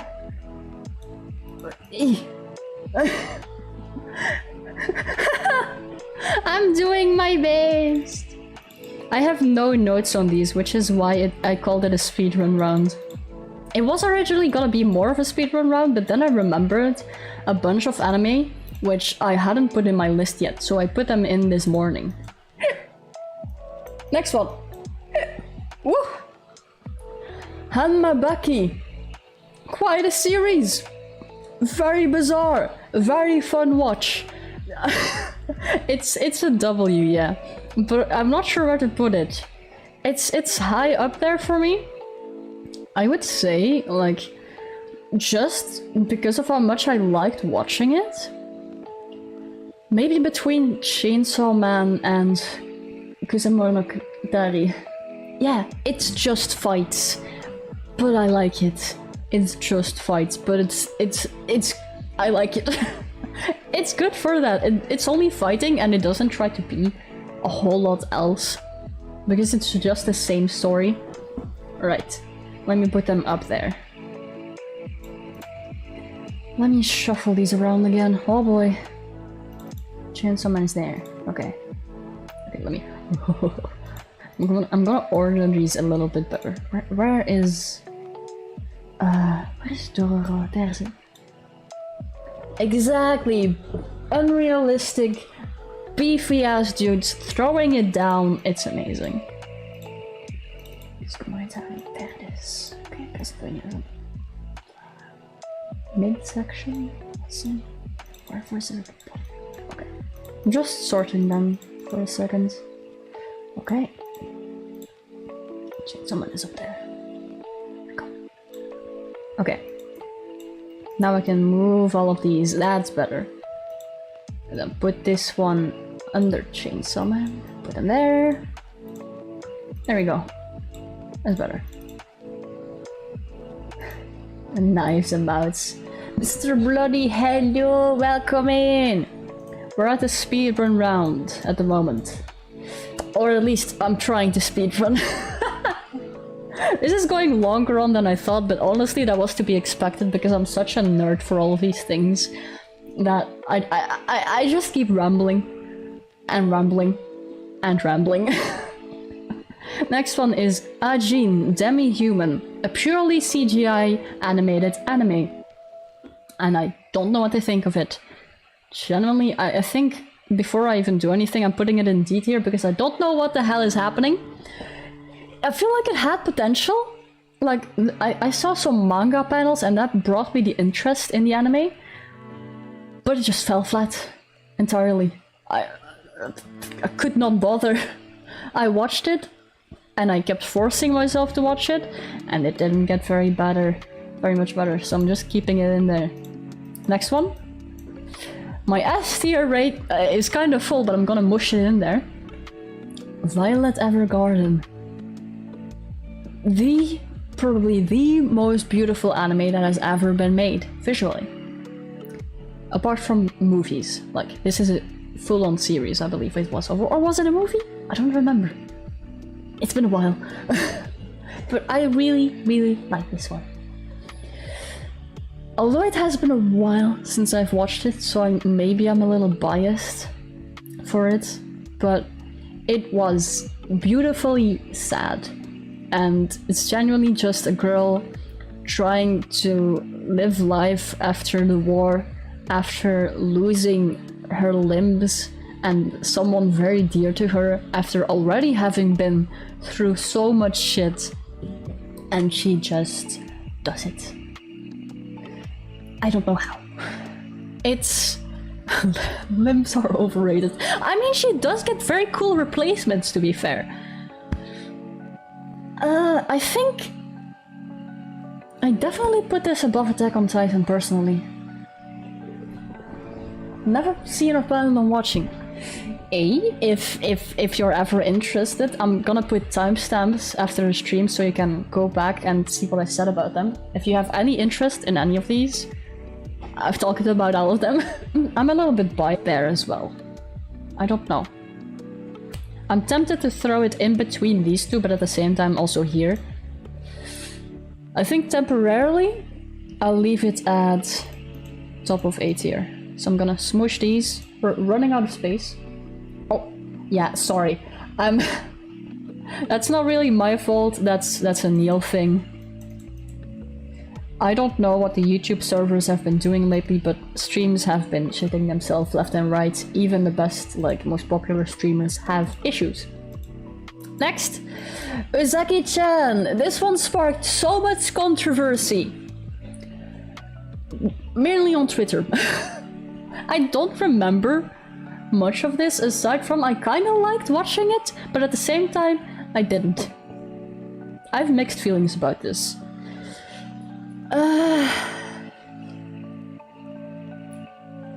Bad story, big titty. That is about it, yeah. It's mainly about characters, I feel. Like... I'm struggling. Yeah. You're still in the jar, stay in there, you. Actually, you're still comfortable in there, right? You're fine. Let me think. It's so unmemorable though, that maybe I'd put it above, like, top of D tier, even though, like, I don't know. D for booba size, I'll put it there. That's my excuse. Oh. Hold on. You've eaten the stream qualities! That was you! God damn it. Okay, Demon Slayer. Let me move these ones. Where is it? I have so many. Wait. Ajin, there you are. Hiding behind me. Okay, there we go. This is the last one on the speedrun tier, and then we have the dropped tier list. Now, Promised Neverland! Hey! The good start with the horrible second season. Oh boy! Spicy opinions on this one, I think. Even though I haven't, yeah, exactly as you say. It was season 1, amazing. Season 2, oh god awful. They cut so much from the manga. Honestly, just watch season 1, stop watching the anime, go watch the manga. I would say that's the best way of going about it, because it has issues, a lot of issues. I'd put it below Demon Slayer personally. Although it's better, the first season is still better. So if you pretend season 2 doesn't exist, maybe I'd put it higher. I'll put it maybe here, simply because of season 1. Let's pretend season 2 doesn't exist. So that's the speedrun round over. Now I have my drop tier list. That's like 6 more that I have to go through.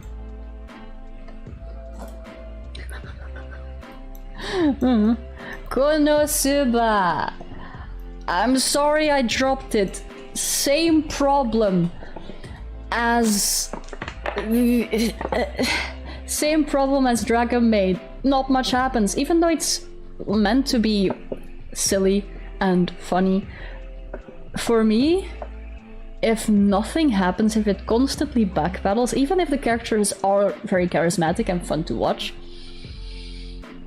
I cannot make myself sit through it. Exactly, it is, but in my case I dropped it because I couldn't watch it. Stop umming the bitrate, Leia! You're in the jar, damn it! I have to put you in jar 2.0, damn. Next one. One of the newest crazes. Blue Lock. Sports anime. Crazy football people, very egotistical people. I dropped it as well. I forced myself to watch most of it. I haven't even fully watched it. That's why it's in a drop list. Necessary Explosive Maniac. Yeah. There's a lot of these in the drop list which I feel like, I don't know, maybe it's personal taste, but I feel like I saw my bitrate dropping. Stop. Neil and Leia, stop numbing my bitrate. The characters are dislikable, yeah. They're not very fun. But the reason why I dropped it, right, is because I thought it was gonna be way more insane. I forgot the video. I'm sorry. I don't have any food at the moment. Eat the air canister. That's something, right? Reason why I didn't like Blue Lock is because I thought it was way crazier. Oh god! That scared the shit out of me. I keep forgetting I have alerts on.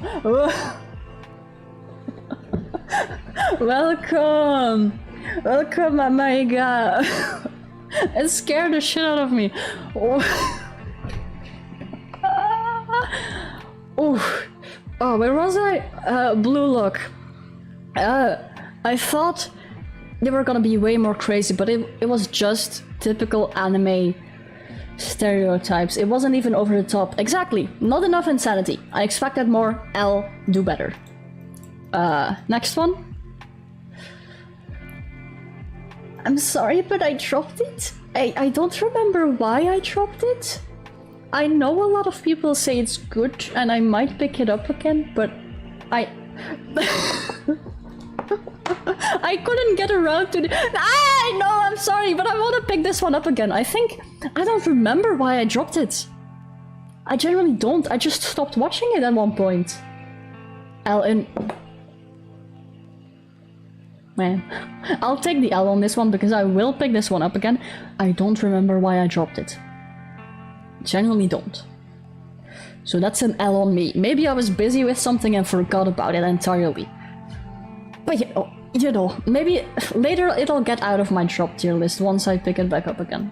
Next one is kind of an obscure one. The Idaten deities only know peace, and that's the entire title. That's very long. I don't know what's happening in this anime either. I don't know. I liked the opening. The opening was so catchy, which is why I watched it. But I don't know what's happening. Exactly. It's probably good, but I dropped it. Just like all the rest. I saw it, I think I kinda liked it, and then I don't remember why I dropped it.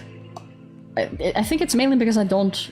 like, it didn't grip me, really, and the characters were just... how do I put this? Not a lot of character in the characters. That's the best way I can put it. Next one, I'm gonna get eaten by the Soul Eater fandom, but I dropped it as well. And I'll talk about this after the next one, because I'm gonna be eaten out as well. Next one I dropped for the same reason. Gintama.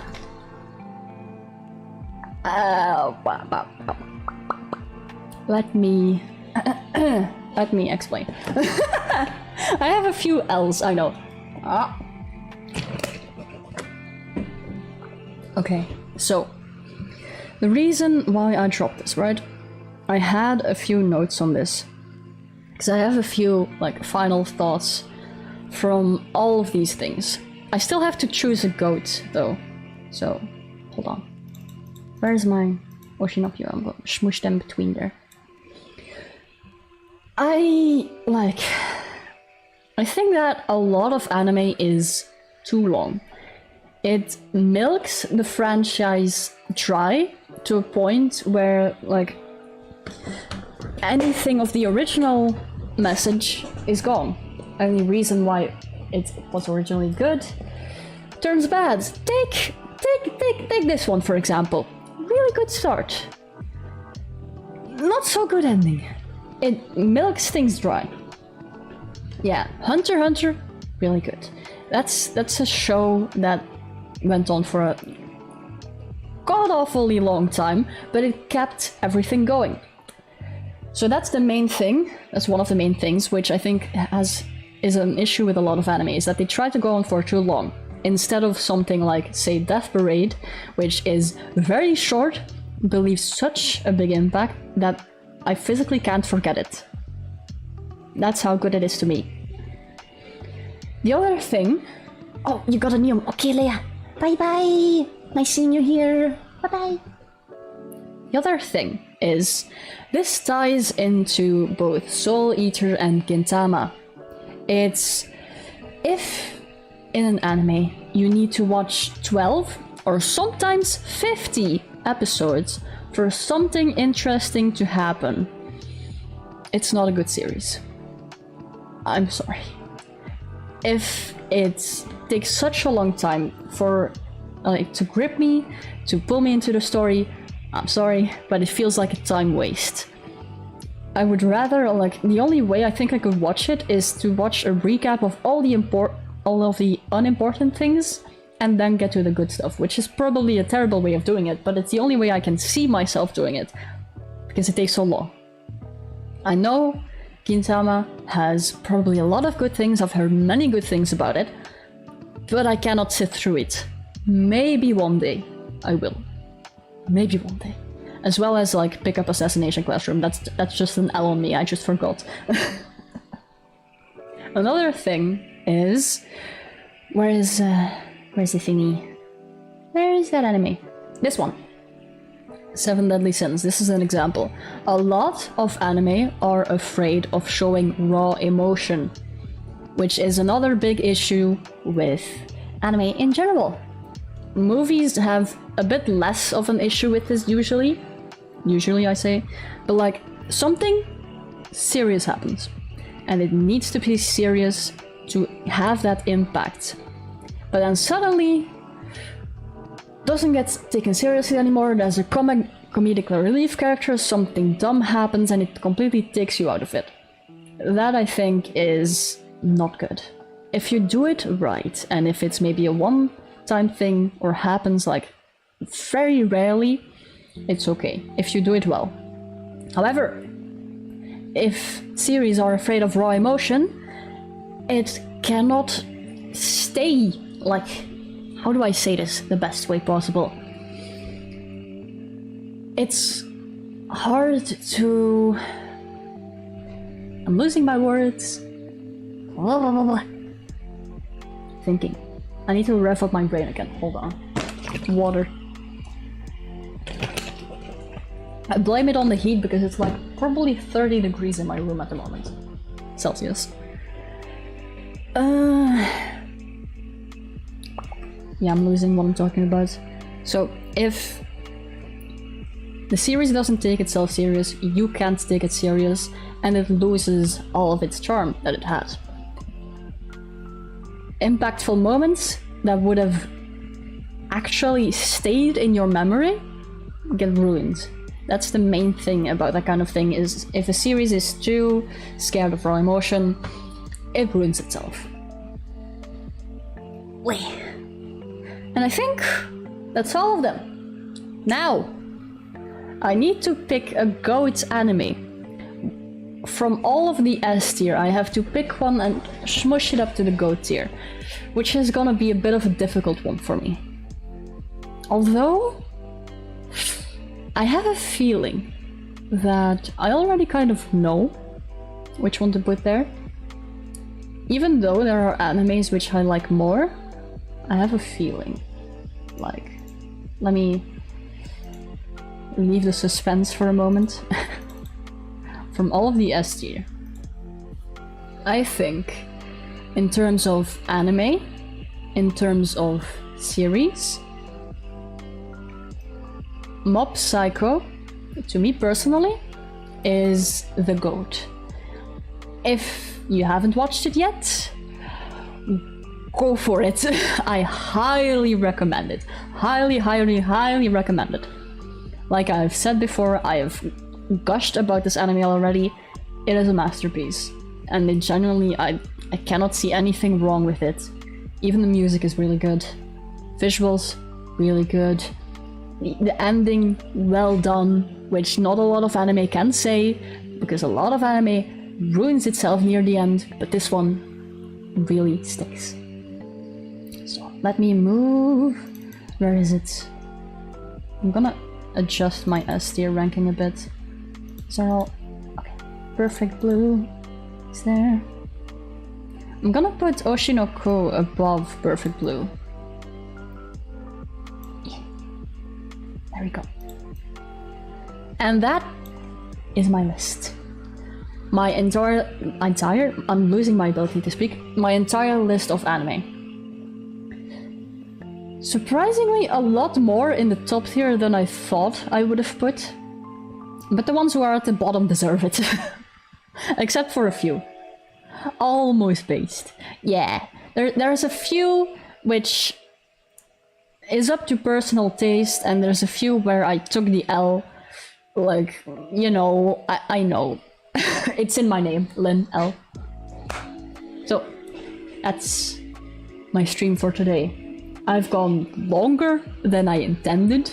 This was a 2-hour stream in my mind, and I think we've gone for a little bit over 3 hours. So it's still all right, but way longer than I thought.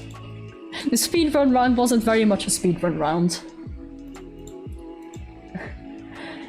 3 hours, yeah, it's a 3-hour one now, just because I ramble about so many things.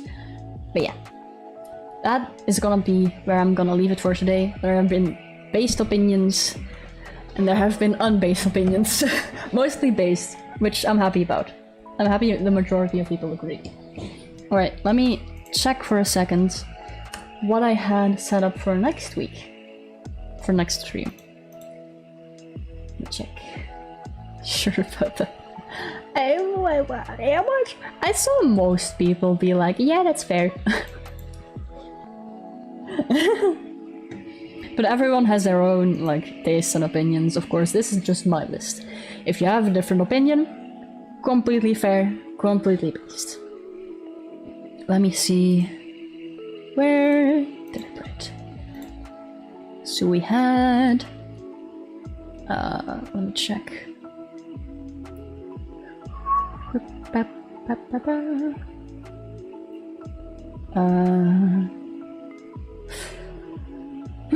I might have to shuffle a few things around. Hello, welcome back. I'm just rounding off at the moment. I've put Mob Psycho in the goat for me. Let me think. Yeah, I'm gonna have to shuffle things around a little bit. Originally, next week. Hello, Eternal. Welcome back as well. I'm just rounding off. Nice to see you though. My list is complete. You can have a bit of a look around. Hey, everyone is back. So I'm gonna shuffle things around, I think, because the next week I was gonna play Ultimate Custom Night again, but I haven't been able to practice properly.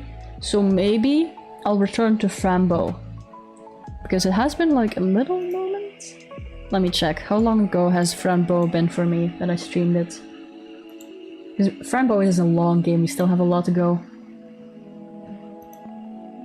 Let me check. It's been about 2 weeks. It's gonna be 3 weeks. Sure, I'll have a think. It's gonna be either Frambo or Ultimate Custom Night again. It's a coin flip on it, so it'll be a bit of a surprise next week. But that's where I'm gonna leave it off for today, and I'm gonna cool down because it is so hot in this room. I turned off my fans, I closed my doors just so the sound could be a bit better. Oh god, it is bad. Yeah. This is where I'm gonna leave it, and if you have any interest in this anime, especially any of the S tier lists, any of the GO tier lists, if you haven't watched them yet, highly recommend it. So, that'll be it for now, and I'll see you all next week with either one of the two of Frambo or Feliz. So I'll see you then. Bye bye!